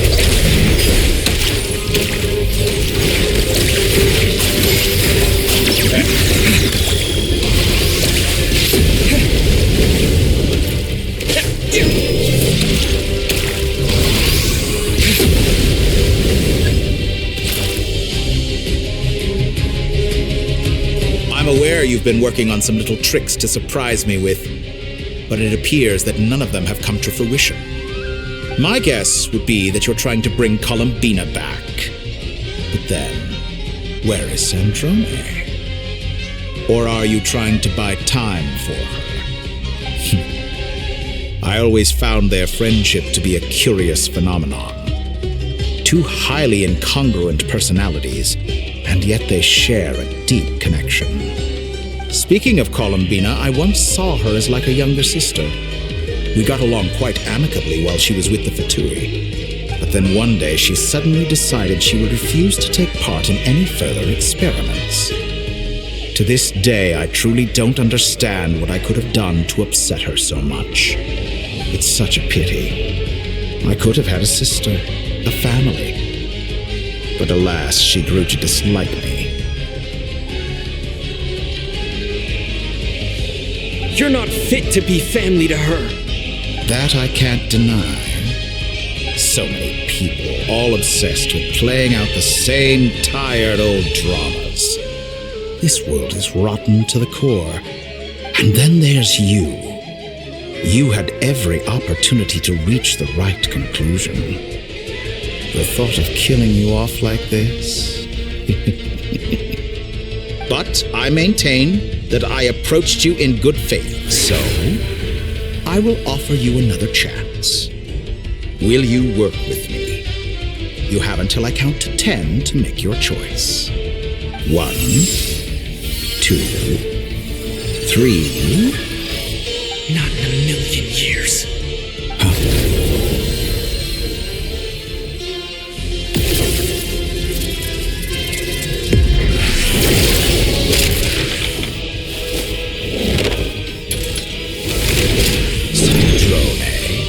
What a pleasant surprise.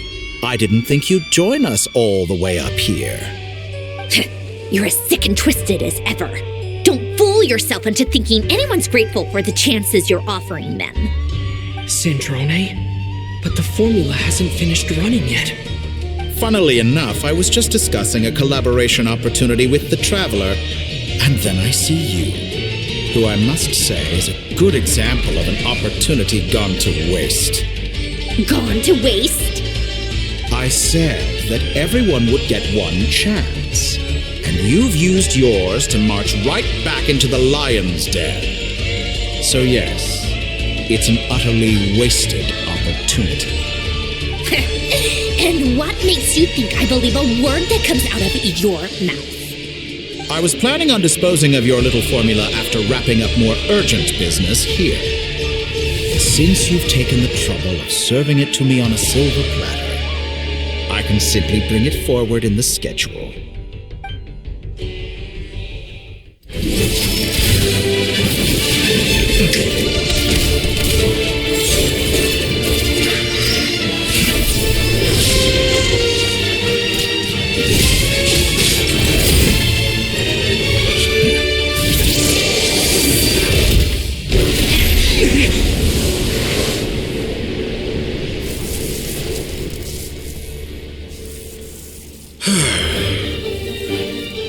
Is this your life's work?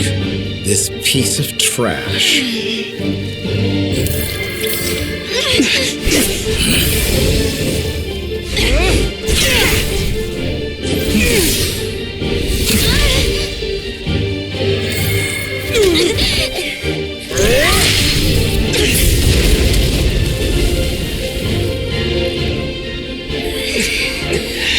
Your formula runs too slowly, Sandrone.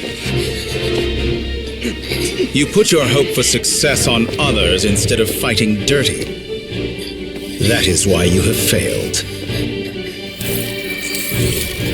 Now, whom should I slay first? Any volunteers? No one? How nice of you to leave the decision to me.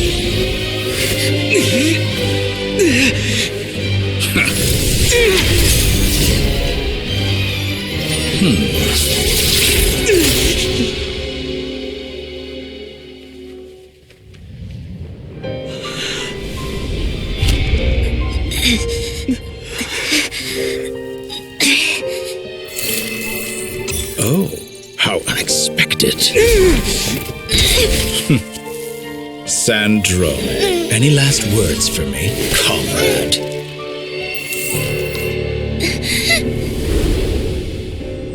Is there anything you wish for? Not really. But I've always known what I don't want.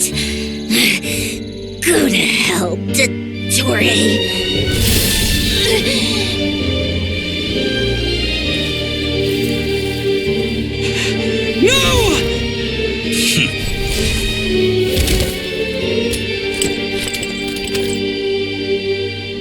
And now, you have failed.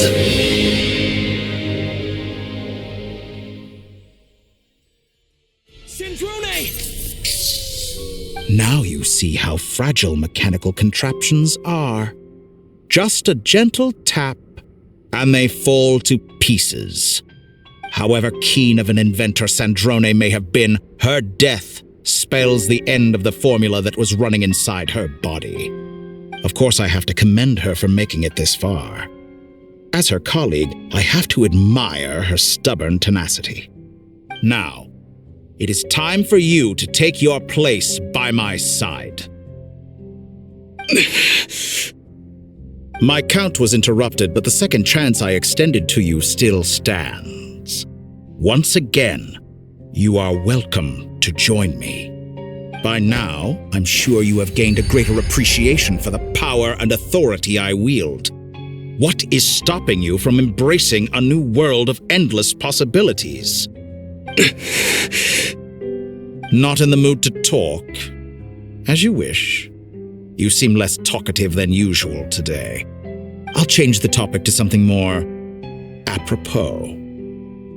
Sandrone was always like this, never trusting anyone. Always so reluctant to share her research with them. Objectively speaking, she had her strengths.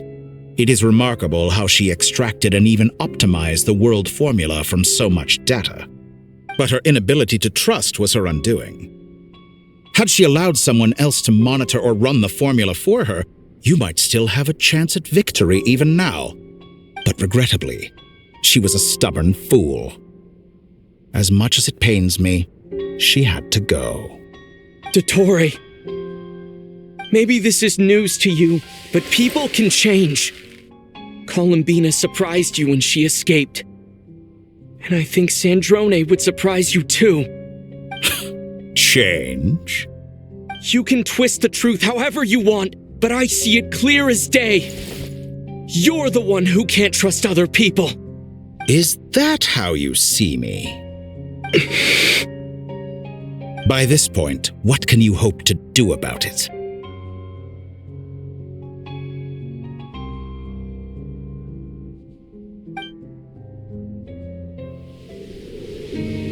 It is pointless to fight on. You've already lost. Wrong. You can't win this, Dottore.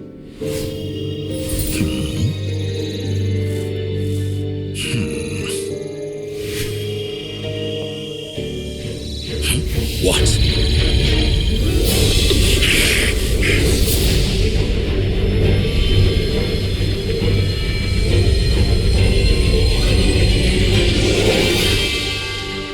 My formula can get us 90% of the way. It will connect you to Columbina. Then, I will bring the formula's output to the Traveler's side. For the last 10%, do whatever it takes. Just bring the moon down.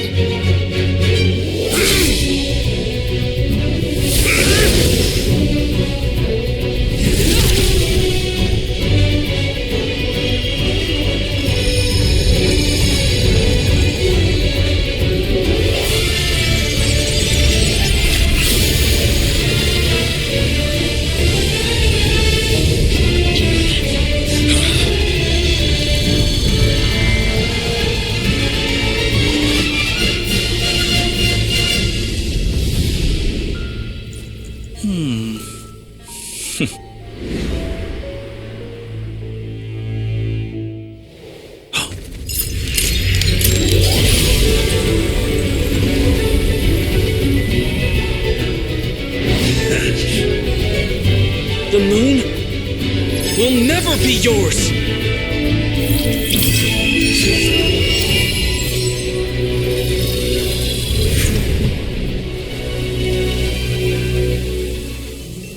I turn my body into moonlight and pour it over Nodcry.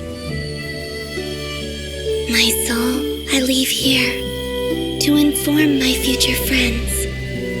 Lastly, I will hide the Trilune Authority within the Frost Moon. And when my body, soul, and authority are reunited, finally... Columbina!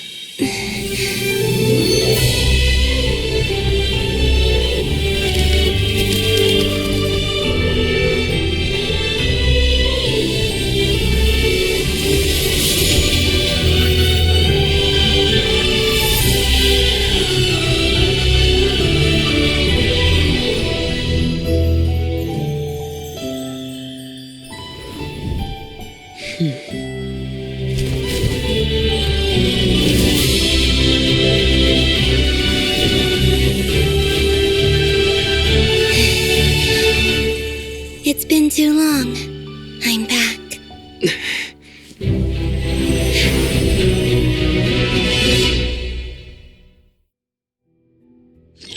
Stay That's focused on the battle, Traveler. What a touching reunion. Though I personally find myself repulsed by the sight of weaklings huddled together for war. Now, you're quite finished patting yourselves on the back. Show me how long you can struggle before you drown. Look out, Columbina! Manipulate space itself! I know. Wait for the right moment. We'll strike together. Moon's remnants fall.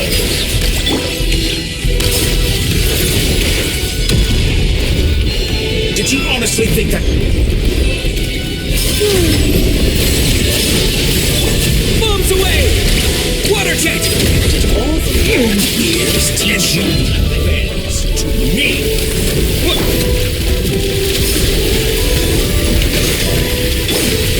Water jet!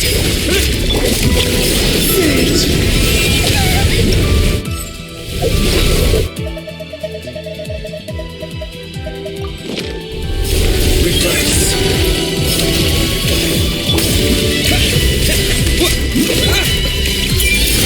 Enough! Wipe out! Fist like an ant in my palm.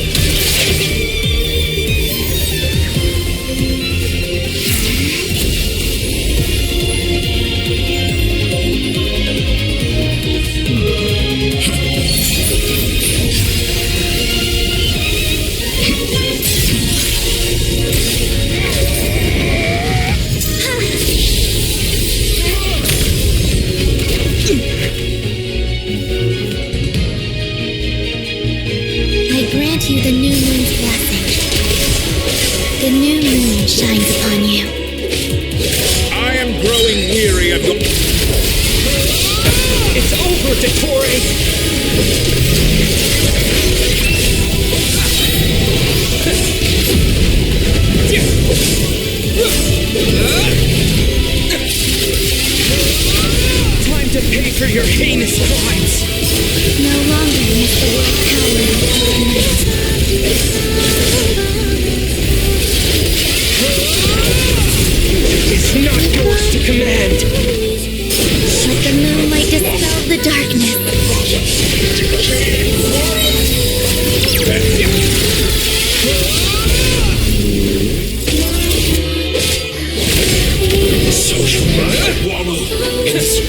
rotten, decaying rotten,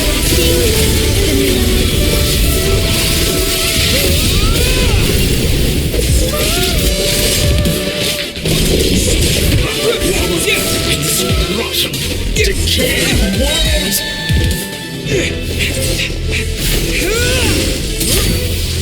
Willfully blind. How can you be so satisfied with your fate?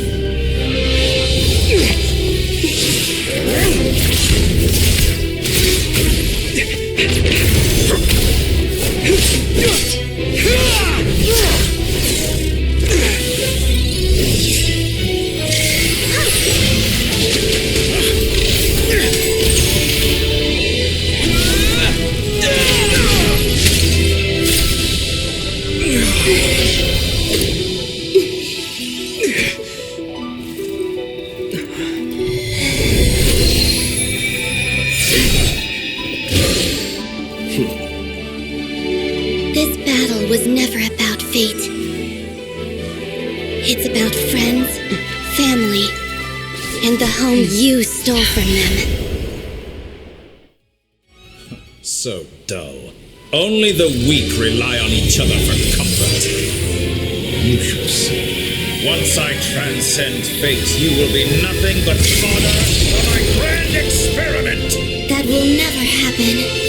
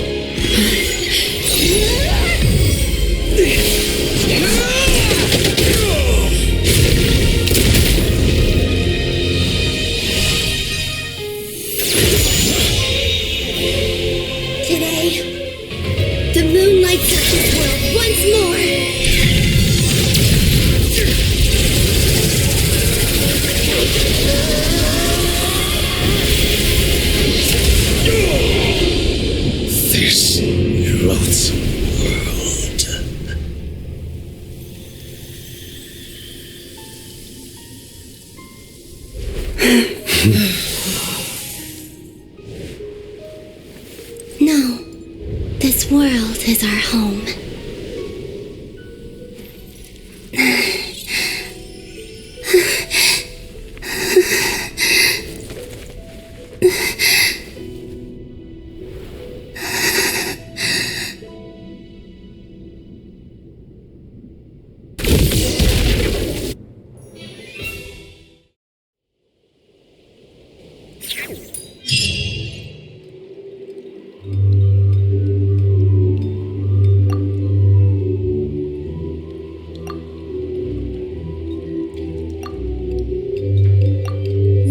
Doing it wrong. The moon looks like this now. What are you trying, children? The new moon, Mom. It looks different than before, doesn't it? Also, can I go buy a sugar sculpture today?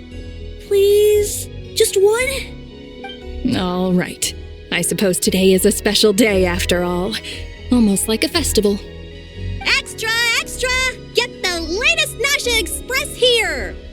Post-disaster report! Nasha Town reborn beneath a new moon! The voyage begins today! The future looks bright thanks to the League.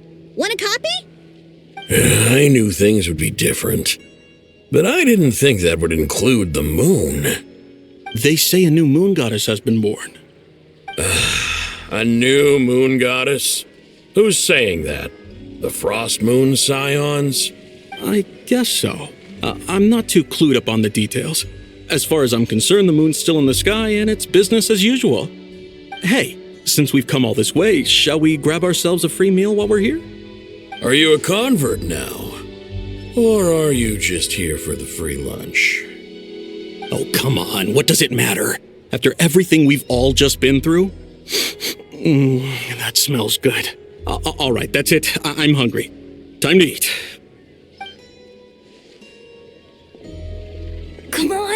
We gotta get there early, or there won't be any good spots left. Shh, keep it down. This is a residential area. What if people are still sleeping?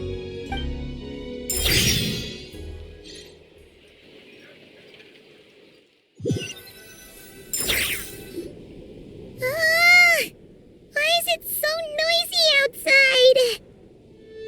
It's okay. Paimon was pretty much awake anyway. It's been so long since we last had a chance to relax, huh? Feels like time is moving slower than usual. What about you? Did you rest well? Still winding down from everything that's happened? Or are you wondering how our friends are doing? Or is it about what Dotori said to you? Okay, if you say so.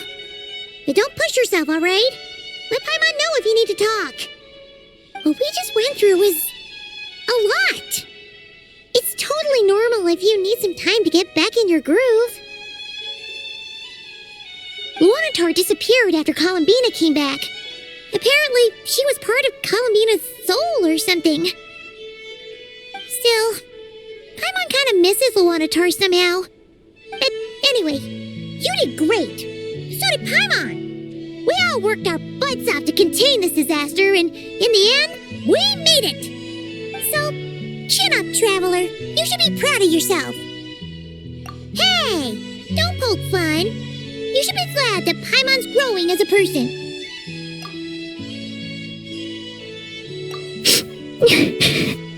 Paimon didn't think you'd mention it.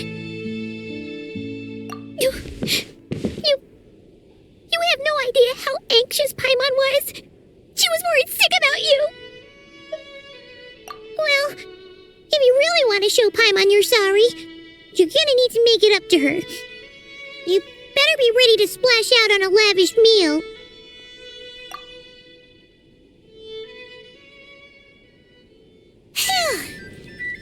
Okay.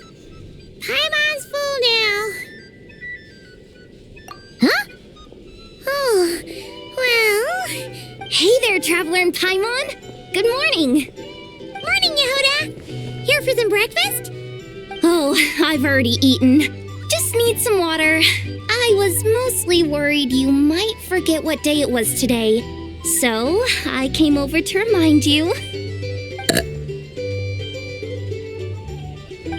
Careful there, Paimon. Too much food will make you drowsy. Don't let anyone catch you hiding at the back and nodding off during the league meeting. Yeah, she'd probably be saying that to Aino. She's the baby of the group, if anyone. True. You know, I'm surprised that all these competing groups are actually coming together to try to solve things together. Definitely a first for Nodcry. Well, nothing like a region-wide calamity to bring people together. After that, surely even the most self-interested people have to realize that going it alone isn't worth the risk, right? Try telling Boss Neff that. She's not exactly convinced that people are gonna get with the program. Really? But if she's so pessimistic about it, why'd she agree to be the Curatorium's representative in the league? Probably 'cause even though unity sounds like a pretty far-fetched idea, the benefits it would bring make it worth a shot. I think things will work out, though. I swear, Nodcry feels like one big family now with everything that's happened. More than it used to, anyway. Paimon's with you on that one. And it seems like plenty of other people agree, too. Just listen to the bustling streets. All right. Everyone's been rebuilding these last 2 weeks, and the evacuees have been coming back in droves. Life's slowly returning back to normal. Which means my workload's probably gonna shoot back up. Were you about to head out? There's still some time before the ceremony begins, you know. Yeah, we were gonna take a stroll around the square and say hi to some friends first. Sounds good. See you later then.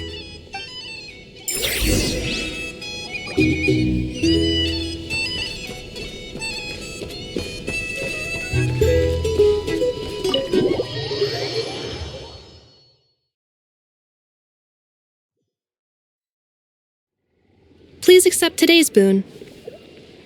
Have a nice day. Are Paimon's eyes deceiving her? Or is that Inefa handing out food for the Frost Moon Scions? Hello there. Would you like a feast of the moon, along with some snacks of the day? So, what's new, Inefa? It was only a few days ago when we last saw you, but it looks like you've joined the Frost Moon Scions in that time. And I know too? What are you talking about, Paimon? We're just here to help, duh. In the wake of the disaster, it's all hands on deck. We responded to Lama's request for support. At times like these, the smallest good deed can inspire others and help them through the hard days ahead. And we're using eggs and heating tubes to make that a reality, in true Krumkake Craft Shop style! Inefa! Did you hear that? The Traveler said I did good. The Traveler! That's because it's true, I know. Proposal. If you can resist eating today's dessert, I will provide you with compliments, too. No way! Well, that proposal got shot down quickly. I need something to get me through the hard times too, you know. Mom! Yes, dear. Go right ahead. Excuse me. Could I take a photo with the robot lady? She helped us get safely out of Notcry, and she helped us get back home too. She's the best. Of course she is! And since I'm the whiz kid who built her, that makes me even better than best, right? But you stole my snacks though. Oops. Shall we move to the open space near the center? The view there is better. Thank you! Aren't you the better pick for this job, Flint? You underestimate yourself yet again, Master Ilua. Not at all. I rarely come by Nasha Town. I don't know any of the big shots here. All in good time. Socializing is a step-by-step journey. But you're much further ahead on that road, aren't you? You're not seeing the full picture. You know the truth now. My friends do not understand my habits. There is no question about it. The Lightkeepers need a representative in the League. Someone who is upright, cares about other people, and can realize their self-worth through group action. You say it like you wouldn't make the cut. I am most flattered that you think I would. Sigh a little less, Master Ilua, and have more faith in yourself. All the Lightkeepers agree that you're a very promising young man. That is precisely why Starshina Nikita felt safe delegating such important work to you. I'm sure we all also agree that we would sooner die of dehydration than manage to wrangle anything out of you in a discussion. My apologies. I am not in the habit of bringing water with me when I go out. Whatever. I'll take the job. By the way, who else is part of this? Oh, it's quite the who's who of Notcry.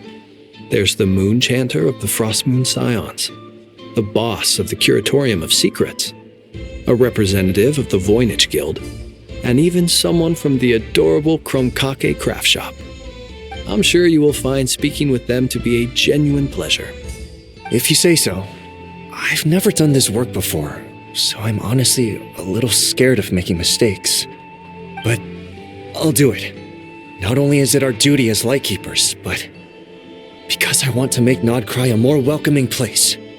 An admirable attitude to take. The beacons are lit, Ilua. We're but one step away from breaking through the blizzard.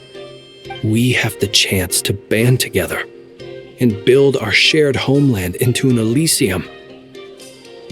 This is unprecedented for Notcry. An opportunity not to be missed. Yeah. You're right. I'll do my best. Quite a few familiar faces have arrived. Let's go, shall we?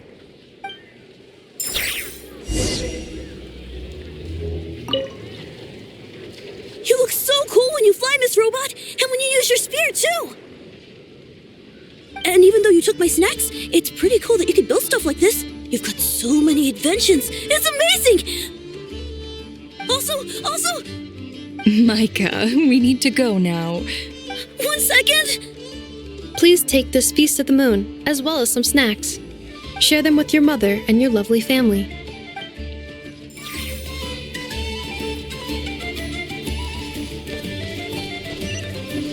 Behold!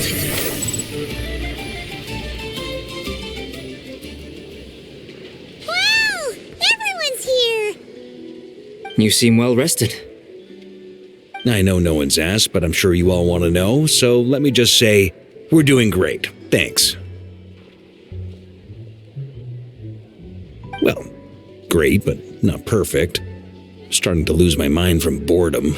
Can't drink a drop of alcohol while I'm waiting for my wounds to heal. I'm sure you had a sneaky swig or two. Wait, how'd you find out? I'm sure you must be missing Mondstadt after all these years away, Grandmaster.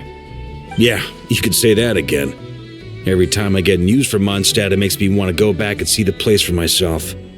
Honestly, once things are wrapped up here, I think it'll be time to head back home. Hey, looks like someone's taking the stage. Can everyone see okay? Anyone need a boost? I'll just listen from the back. It's fine. You're taking this pretty seriously, huh, Durin? Well, it's not every day that I get the chance to see how people speak in official settings. Soak it up like a sponge. I'll make sure you get a chance to practice for yourself later down the line. Actually, I know just the thing. You can debrief the Knights of Favonius for me. Mr. Varka, are you forgetting that I'm not a Knight of Favonius? I can knight you. Any particular title you'd like? Is he joking? I really can't tell. You'll have to figure this one out for yourself. It'll be a good learning experience. It is my honor to host the opening ceremony for the League, and to have this opportunity to speak to you all in my capacity as Voynich Guild representative. Could this person also have been pushed onto the big stage by the real big shots? Guess I'm not the only one then. We come here today, having weathered the trials and hardships of yesterday, and having learned from them the importance of unity and cooperation. All right, here we go. Uh-oh, looks like Aino's off in Dreamland already. Wait, Boss is looking kinda drowsy too. What's up with her? Come on, get this speech over with already. Nodcry is our home, the land we rely on for survival. And as we chart a course for the future, may we persevere through the storms ahead as we sail towards a new era of prosperity, freedom, and hope.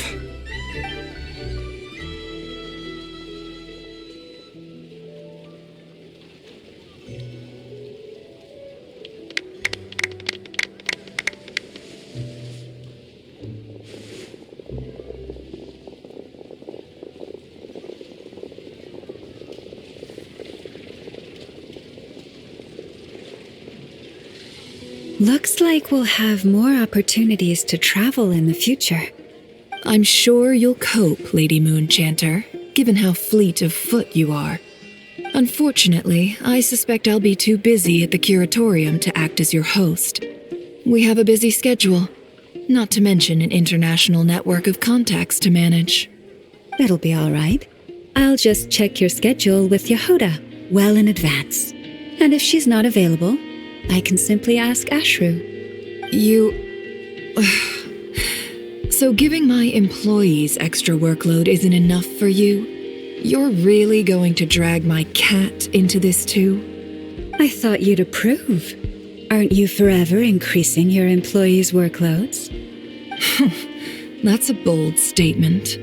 Are all the Frost Moon Scions feeling more audacious now that your moon goddess has returned? Columbina's return has brought joy to all who care about her. That includes both you and me. As for the Frost Moon Scions, we are learning how to thrive independently, without relying on the Moon Goddess. It is up to us to make our home a more livable place. Joining the League is one of the steps we are trying towards that end. I like the word try. It's nice and non-committal. You can opt out at any time and still say you tried. You don't see a bright future for the Frost Moon Scions? Or did you mean the League? I'm just not as optimistic as you. The Frost Moon Scions should count themselves lucky that they have a leader as stubborn and enterprising as you. But Nodcry's a big place, with all kinds of people. Most of them don't enjoy answering to a leader, or even listening to reason. Well, that's where you and your methods come in. Unless the Curatorium of Secrets is only here for appearances.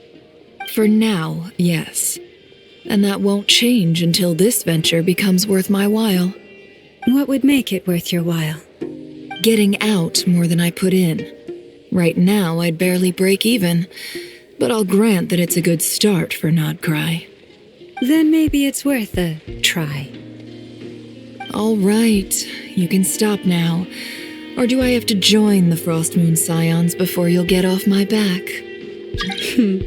You'd be very welcome to join us. Hey, you two! Congrats on all your hard work! What are you chatting about? Nefer was trying to dissuade me from adding to her employees' workload. Also, she's considering joining the Frost Moon Scions. Sorry, what? Your conversations are always the most interesting. Would you two care to join me for some tea before heading to your next destination?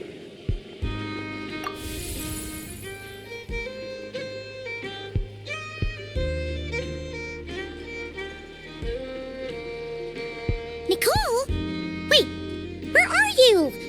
Aren't you gonna show up today? Sadly not. I'm otherwise occupied right now. I'm sorry, Paimon. I can hear how disappointed you are. If it's any consolation, let me say that how things appear on the surface is a far cry from what they are at their core. Perhaps you'll feel better if you focus on the fact you have a special line of communication with the great mage herself. Okay? Has something happened? No, or not yet, anyway. Well, that's not ominous at all. Not for the time being. Just think of this as a general check-in to make sure this communication system is still running smoothly. Besides, it's good to chat once in a while if we want to maintain our friendship. You could have just said so. Paimon got all worked up for nothing. Still, the best friendships are built through face-to-face interaction, you know. It's never gonna stop being weird having tea with you when you're not there and just talking to thin air. All right, fair point. I'll bear that in mind for next time. Yeah. Any update on that crisis at the world's borders? Elves just informed me that they had their work cut out for them, and now everyone's thoroughly exhausted. But they did finally get things back under control. Still, we can't let our guard down yet. The disruption caused by this disaster has made Tevat easier to detect from the outside universe. She plans to wait for things to stabilize, then reschedule her Mondstadt vacation plans. As for me, I agree with Hat Guy's perspective. This is a time when many new variables are emerging, and the situation is changing constantly. Plus, most of this change is for the worse. We have to remain vigilant and ensure that the embers of chaos are not rekindled. I did notice that the energy in Nodcry changed somewhat after the War of Funerary Flame, but since it was still aligned with the Light Realm, I never gave it a second thought. It looks like I'll have to examine the connections between phenomena I observe more closely in the future. Just doing my duty. It's more or less second nature by now. Of course. To give you the full picture, I'd have to start with the substance from which angels were formed. Never mind. Paimon's right. Showing off my knowledge would be much more satisfying in person. By the way, you did receive the gifts from the Hexen Circle, yes? I'm not trying to claim credit or anything, but my pride demands that I at least mention it. They're quite similar to the protective talisman that Alice gave Dory, but with some very special enhancements. Oh, so that's what kept our friends safe when Dotori trapped them. Indeed. We went to great lengths to make sure they were invisible to his eyes. I'm so happy they came in handy. Still, not fishing for gratitude, by the way. I just want you to be aware that sometimes your friends may be protecting you in ways you cannot perceive. Anyway, I'll contact you if anything else crops up. If not, you know what they say, no news is good news. Oh, my angelic instincts are tingling. They say you should head to the docks next. Your friends are about to board their ship home.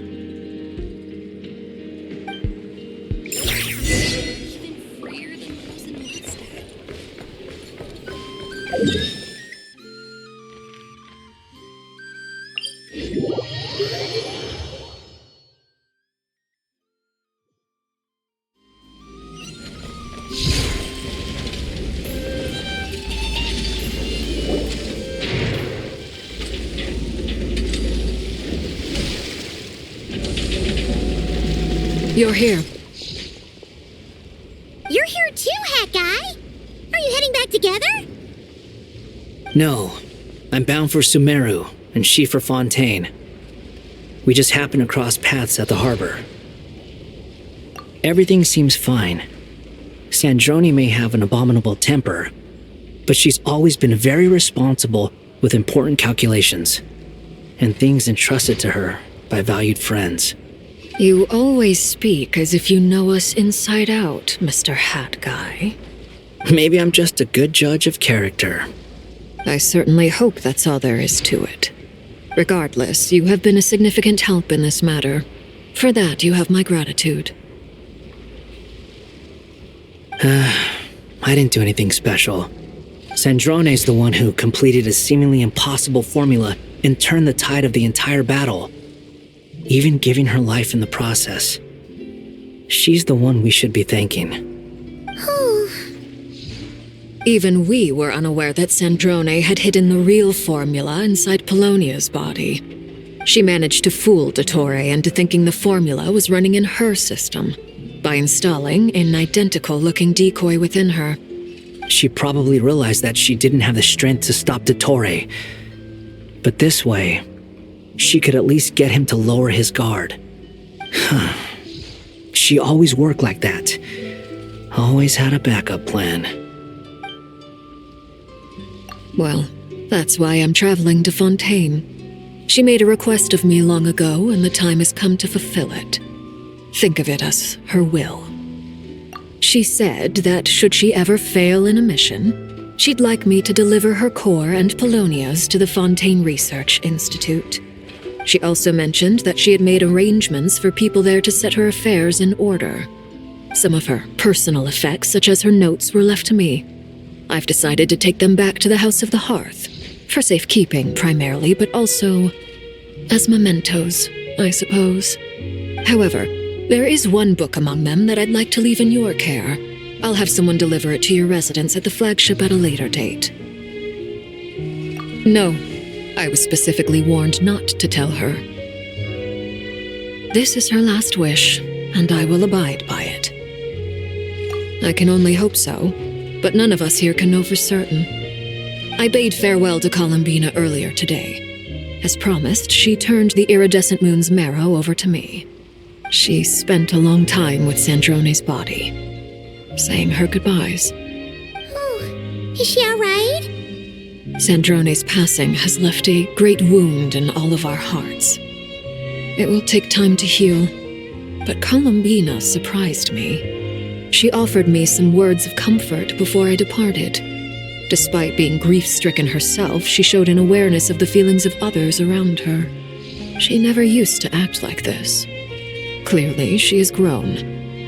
and I suspect that we have you to thank for much of the change we are seeing in her. Huh. After these recent events, the Tsaritsa has revoked the Pale Star Edict. Snezhnaya now realizes that the arrest warrant for Columbina was just a ploy by Dottore, who coveted her powers. I shall return to Nodcry to see her as soon as I find the time. I hope that from now on, she too will explore more of the world. Columbina Hyposelenia's journey is only beginning. My ship is here. Traveler, Paimon, we shall meet again. You too, Hat Guy. What are you still bumming around for? Isn't Columbina waiting for you? I thought today was the day you'd agreed with her to go find out the truth about your sibling. You're afraid you won't like the truth when you see it. Well, this is new. I was starting to think that nothing could scare you. Don't say that! Wouldn't you be if you were in this situation? Fair point. But I'd say I have more experience facing up to unpleasant truths than the Traveler. They say blood's thicker than water. I know how much you need your family back. More than you need any of your friends. And I'm sure that all your real friends understand that too. No matter what the truth turns out to be, they will stick by you and support you, whatever decision you make. Finding the truth is important. But more important still is what you choose to do once you've found it. At least, that's the life lesson I've learned from my experience, grappling with the truth. What? Now that Dottore's dead and gone? A little, I guess. But it hasn't solved everything. Maybe I regret not getting to end his life with my own hands. Or maybe it's something else. But for whatever reason, I still feel like I have a chip on my shoulder. Either way, I'm going back to Sumeru. Lesser Lord Kusanali is gonna need help dealing with all the chaos Dottore left in his wake. Not just from this incident, but everything he did in the past too. You should continue with your journey, as you've always done. Who knows? Maybe we'll meet again someplace else. What should we do now? If you want to explore a bit more to steady those nerves, Paimon's game! After all, when Columbina said she knew where your ship was hidden, Paimon promised to give you two some alone time with the truth. It hasn't been all that long since we were last apart, sure, but with Columbina there, Paimon's sure things will be just dandy. Ain't no biggie. Paimon might be all about that food and fun, but she knows how to do right by people. Paimon's sure you'd prefer to digest the news about your sister in peace. But, no matter what you see, just know you can share it with Paimon. Of course, as long as it's not super private. If you can't make sense of something, let's give it some thought together. And even if we both can't figure it out, Paimon can at least treat you to a nice meal. Glad to hear it. Feel better now? Alrighty. Next up, time to meet with Columbina.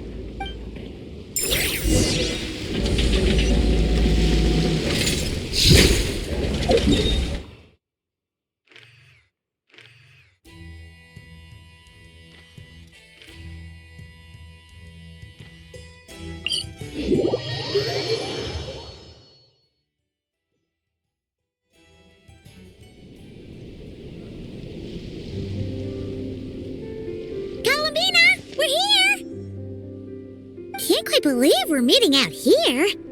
We've gotten used to walking over to Silver Moon Hall whenever we go see you.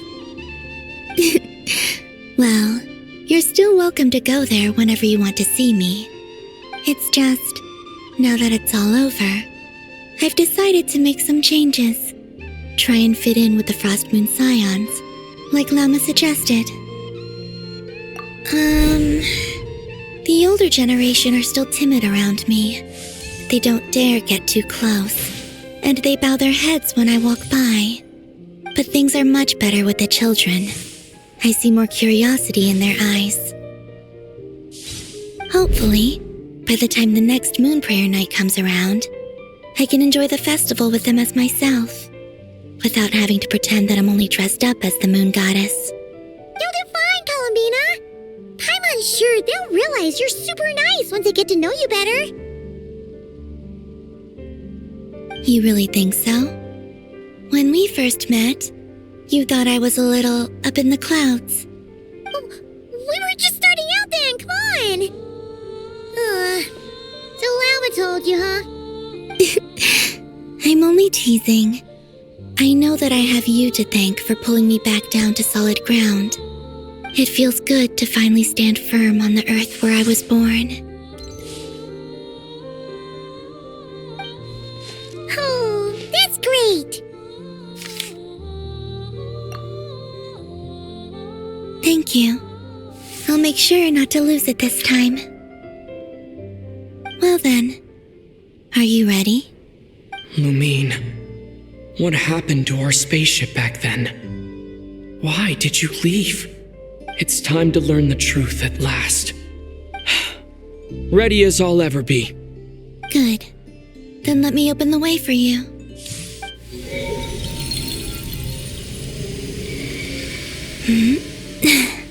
Where does this lead? To our shared destination. Huh? Do you remember me telling you about my missing prologue back when we just met? I said that my story began on the moon. But while I was inside the moon's reflection, I realized that my prologue was really hidden in the future. I just had yet to discover it at that point. The story of the time before I was born was in fact the story of my distant future. It's truly fascinating. But when I obtained the Trilunar Authority and returned to our present reality, I sensed something I hadn't expected. Your prologue. So you mean... Yes, your spaceship. All this time, it has been hidden on the frost moon, which lay beyond the sky. The great ruler of the firmament.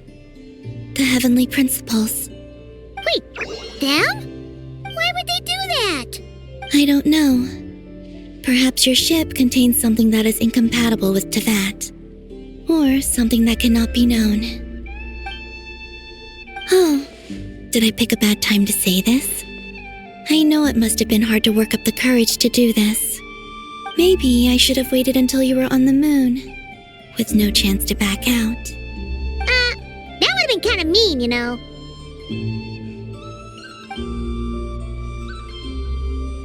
Take me there. Oh? Whatever is hiding in that ship, it belongs to me and Lumine. Those memories belong to us. No one else has the right to decide whether I should or shouldn't know about it. Not even the heavenly principles. Very well. Then let's go. You two take care, alright? And don't forget to come back soon! Rest assured, Paimon. We will. Traveler, after... Thinking about the story that we'll find hidden on the moon?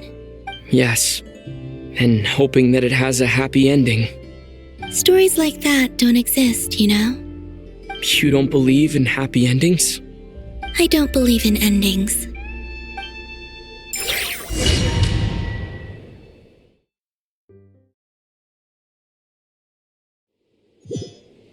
Where am I?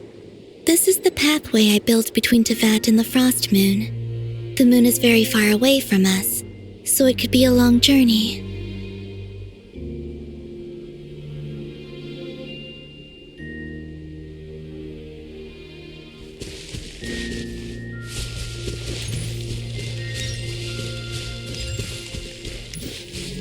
After I obtained the Trilunar Authority, I unwittingly saw past events from many of my friends' lives. One was Lauma. She was so young when they chose her to be the Moon Chanter. From then on, the Frost Moon Scions looked to her to bring messages from their goddess. But, for better or worse, I had left Hisi Island before she was ever born. It was not until much, much later that she met me. I think it's for the best. Because of the way things turned out, you had the opportunity to become friends. You're right. In that sense, I think we were both very lucky.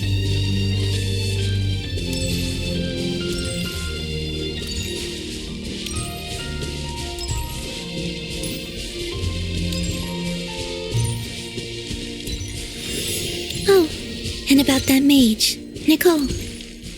I only recently learned that she has lived in Tevat since the time of the Three Moon Sisters. The Moon Goddesses always had a good relationship with the angels.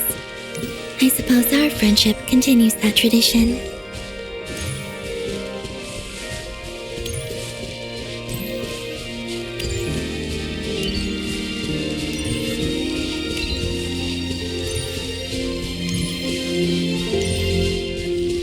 And then there's Sandrone. I never knew that much about her, beyond the fact that she was created by someone called the Lord Artificer. She, too, suffered for a long time before joining the Fatui.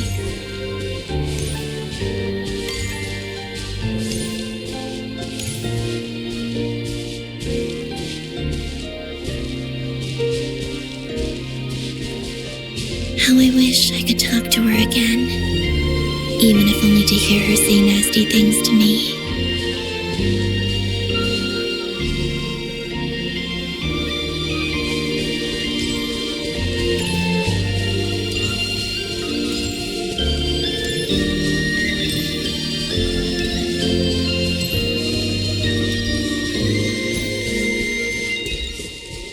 Also, I saw your sibling's story. I'm afraid I didn't see much. It seems that she rarely came to the surface, where the moonlight shines. But I did notice that back when you first set out on your journey, she would often appear nearby, gazing at you from afar with a guilty look in her eyes. Lumine. Let us speak no more of the past. I probably shouldn't reveal so much about my friends. It's not my place. Let the moonlight carry us forth. We are very close now.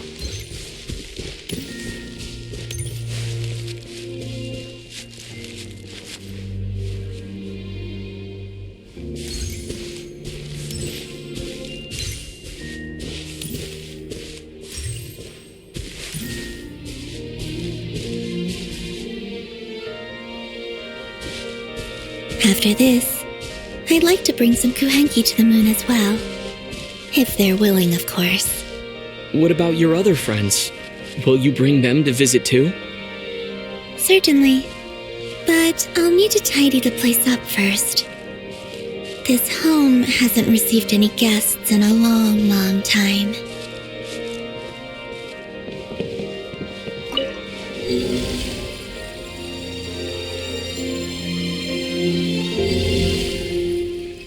I remember writing something similar with you on Moon Prayer Night. I believe it was called... Dodoko's Whirligig. Yes, that was it. You asked me if I was afraid to return to the moon, and I said that I was.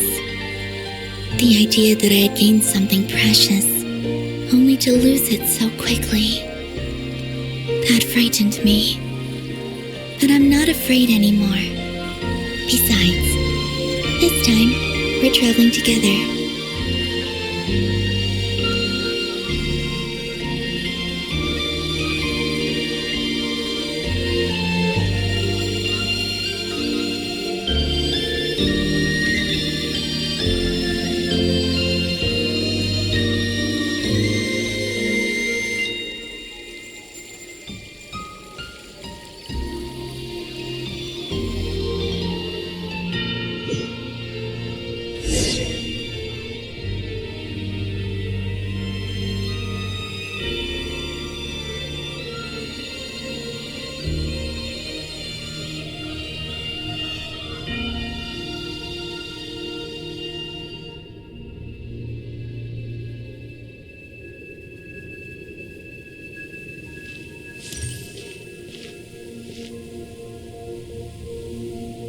We're here.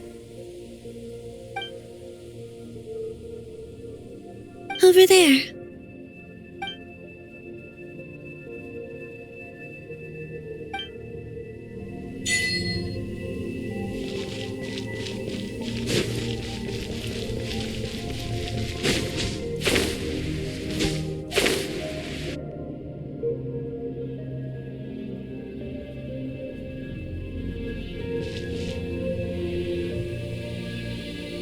Our spaceship. It's huge. I suppose that the moon is the only place one could hide it. It'll be alright. Huh? The way you feel in this moment, I went through it too, on Moon Prayer Night. The door was right in front of me, but I struggled to find the courage to step through. Solitude for me once meant living a life in which even I was absent. Before I met you, that was the only life I knew. But that night, solitude meant throwing away the life I had gained after meeting all of you. Columbina. Go. Retrieve the part of your life that was once lost. Trust me, you will lose nothing by doing so. Look, Teyvat is right there. All of our friends are down there, waiting for us. You're right. Thanks, Columbina.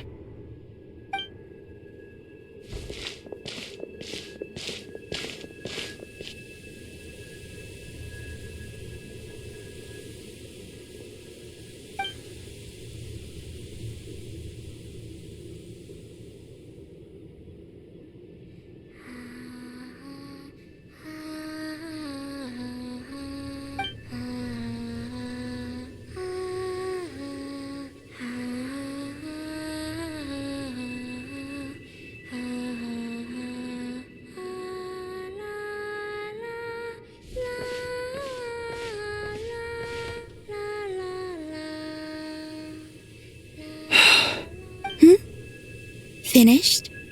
Yeah. Why did you take your eye mask off? Well, since my return, I've decided to take more opportunities to see the world with my own eyes. Besides, I've always wondered how Teyvat looks from the moon. And what do you think? It's beautiful. I could spend a whole day here just gazing at it. What about you? What do you think of the truth you found?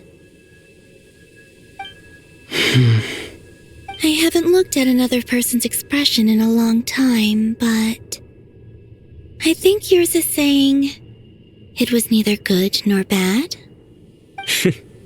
Keep this up, and it won't be long before you give Nefer a run for her money. Oh, I don't think that's going to happen. I'm much more used to sensing what's going on around me with Kuvaki. I think I'll save my eyes for seeing special moments I really want to remember. I read the spaceship's flight logs. I always assumed that this was my first time in Teyvat. I thought that Lumine and I must have been hibernating in space for centuries on end. But the logs show that our spaceship flew over the skies of Teyvat once before. A long, long time ago. Flew over? So you didn't land? No, the ship barely came to a stop before flying on again. After that, it continued traveling through space for a long time. Some of the data is corrupted, but I suspect that it kept flying for thousands of years. It was only after that that the ship made a forced landing in Nodcry. When Lumine found me, she came from outside the ship. Could this mean that she left the ship long before I did? Maybe even during our first pass over Teyvat. Are you all right? Yes, I can feel that the truth is coming together, one small piece at a time. I remember Lumine telling me that when she first arrived in Conria, she could not recall the past. So this might be something that even she doesn't know.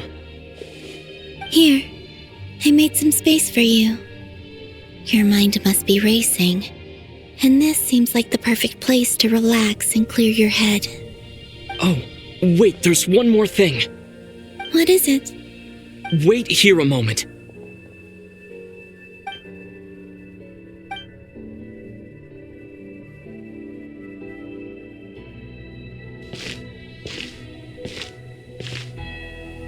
Hey, Columbina.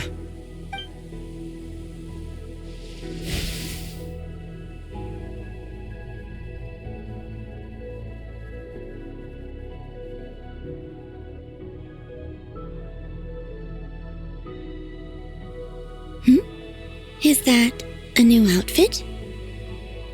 An old one, technically. It's been in a cabinet inside the ship this whole time. It's a matching pair with Lumine's. She always liked this set more. Huh. I don't think there's a huge difference. Really? Yes, it's still the same you. You're the same person, no matter what clothes you wear. Only Columbina would make an observation like that. Traveler, do you consider Tevat your home? Home is wherever Lumine is. But then after all the time I've spent here, and everything I've been through, yes, I'd say it's my home. Would you change your answer if Tevat changed appearance? I mean, if the truth about Tevat turned out to be different than what you thought. I don't know, but I don't think so. The truth is not what matters most to me about Tevat. When I was first born, I longed for a home. And when you get something before you're mature enough to understand the world, you just take it at face value. I thought that a home was a transaction. You give me what I want, and I'll do the same for you. But you and your friends taught me what a true home should look like.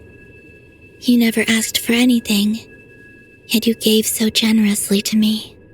That's because your friendship matters to us. It was worth it. In the past, I thought that my birth in Nodcry must have been a mistake.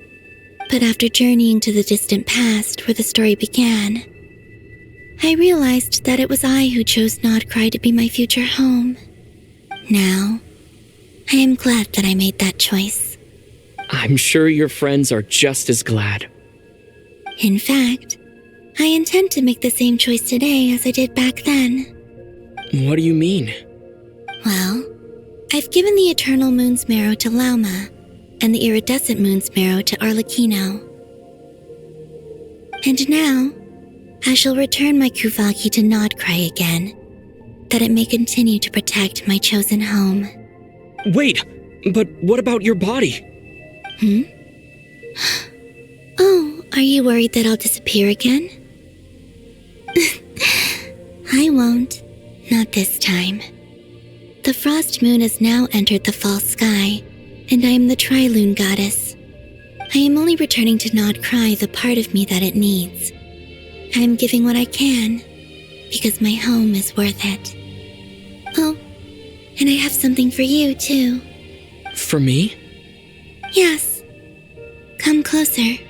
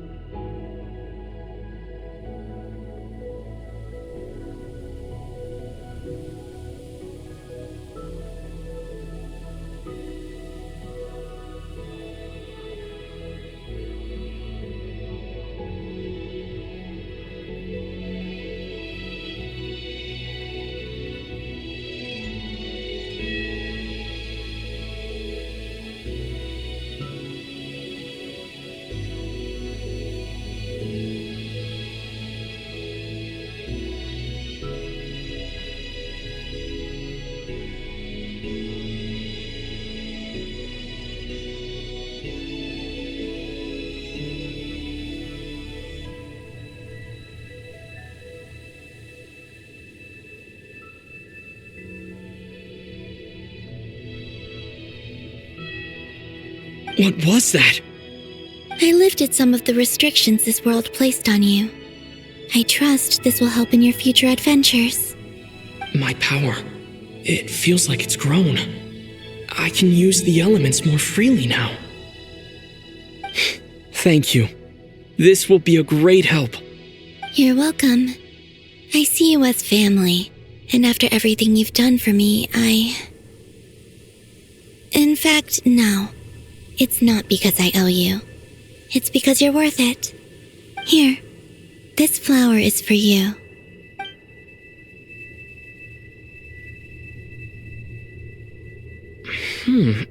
Isn't this a moon prayer blossom? Yes. Don't worry. You will never see these flowers lose their color again. I'm finally discovering the joy of giving. How I wish I'd learned this sooner. Hey, better late than never. What are you thinking about now? Why don't you take a guess? You get 1 shot. I don't think I'll get it in one guess. But I'm sure it's a happy thought. That's kind of a sneaky answer. I can't say you got it wrong. Down into that, the moon seems so far away. I felt it might always lie beyond my reach. But on the moon, everything feels so close by. The haze that once enshrouded the skies has finally been dispersed. I feel like a traveler on a winter's night, starting a new chapter in my tale by the warmth of a bonfire. I don't have a lot of luggage, but I do have a lot of hope for the future. Well, what's next? Next, to start with, I want to stay here just a little longer. After that, let's return home and continue our journey.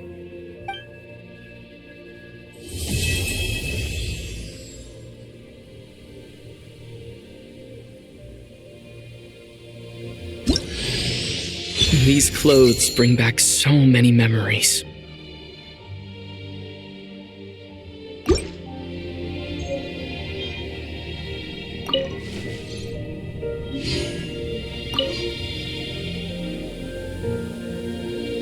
The journey goes on, for you and for me. Like I said, this is not the end. I don't believe there has to be an ending. Oh, is that your next destination? Most people would probably tell you to pack some warm clothes. But I experience things differently than most people, so I can't know how cold it is. In fact, it is home to quite a wondrous heat source. I think they call it Kreshnik's torch. Every city in Snezhnaya is built around one of those. I sensed the energy it gave off as I was passing by on a railway train. It felt grand and distant. I also recommend the Korolievsky troupe in Snezhnograd. They give performances quite regularly, and entry was free for harbingers. I liked them a lot. Ice cold and sharp. Crystal clear in some ways, yet profoundly unfathomable in others, like the thick layer of ice on top of a frozen lake. That's just the impression that Tsaritsa gives me. I was never able to glimpse what truly lies beneath that icy exterior. In fact, I don't think the people of Snezhnaya even know what kind of power their god wields. Maybe that's because the Tsaritsa herself has never acknowledged nor accepted that power. There's Regrator, the Rooster, and the Jester. Between them, they control a lot of what happens in Snezhnaya, but I can never wrap my head around how exactly power is split between them. I just know they are each responsible for many specific domains. I noticed that the Rooster and Regrator often appear to get along on the surface, while working against each other in secret, and theirs is not a friendly rivalry. But I wasn't particularly interested, so I tended to keep my distance. Now that I think about it, the term Mistelton often seemed to come up in connection with Project Stuja. Once things settle down in Nodcry, I'd like to explore the world beyond Snezhnaya. You've told me so many stories about the other places you've been to, and all the friends you've made there. I'm curious to visit those nations and see them for myself. It would also help me learn more about the journey that has made you into the person you are today. Okay. As you continue on your journey, don't forget to gaze up at the moon once in a while. It is, after all, no longer an illusion. It shall cast down its true moonlight, connecting us in truth.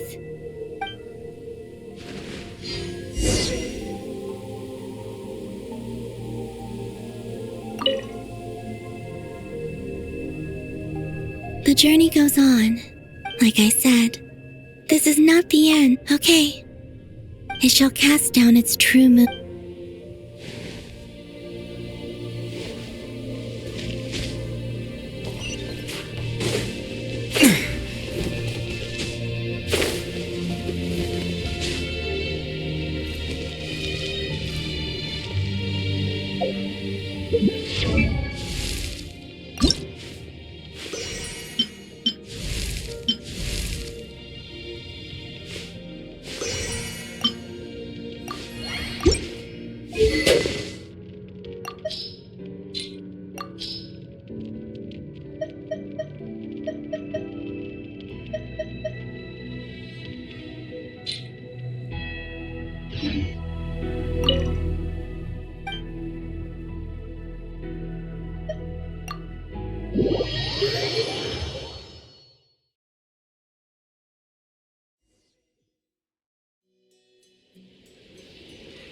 To Jean, acting Grand Master of the Knights of Favonius.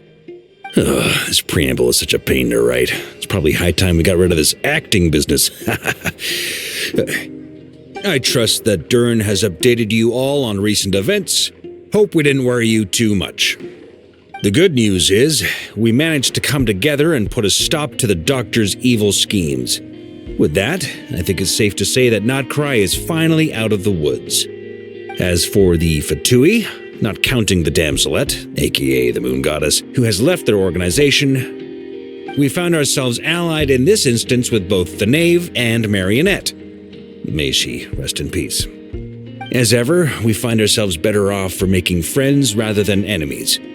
But until we can ascertain the Tsaritsa's true intentions, the future remains uncertain. In a short while... Wait... How am I meant to surprise everyone if I tell them in a letter that I'm heading home? Well, that would be a huge waste. Okay, got it. I will begin sending the expeditionary team back home in waves. I'm sure they'll be able to answer any questions you still have. I hope they won't gloss over the details of my many heroic deeds. But if they do, I'm sure it'll be because they're just too exhausted from the long journey. I think of Mondstadt daily. Please give everyone my best regards. P.S. The honorary knight went above and beyond this time. Are there any other honors we can give him? I'll leave it with you. P.P.S. Please be extra nice to Klee for the foreseeable future. I cashed in on the last favor that the Hexen Circle owed us, so we need to earn some more goodwill. If there's any serious problems, feel free to stick me in solitary confinement when I get back. I'll do the time for her. Whew. And that, as they say, is all she wrote. End of an era. And with the moon shining down brighter than ever, I think everyone is going to sleep well tonight.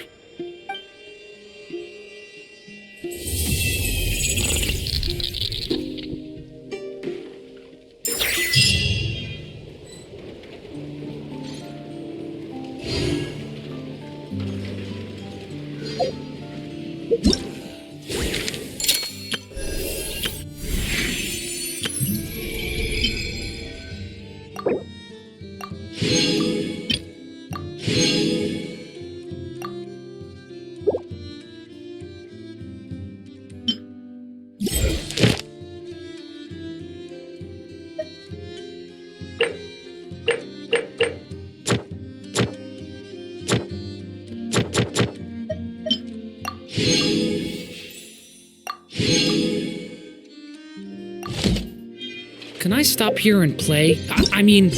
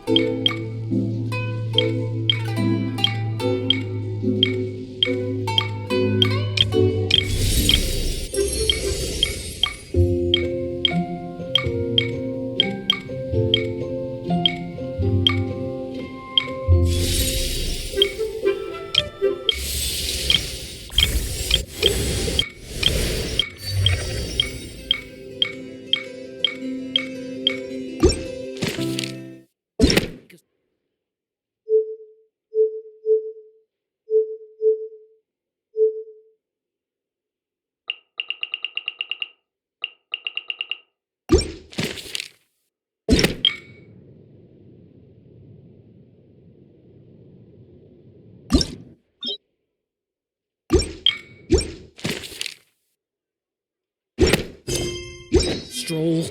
I won't go to...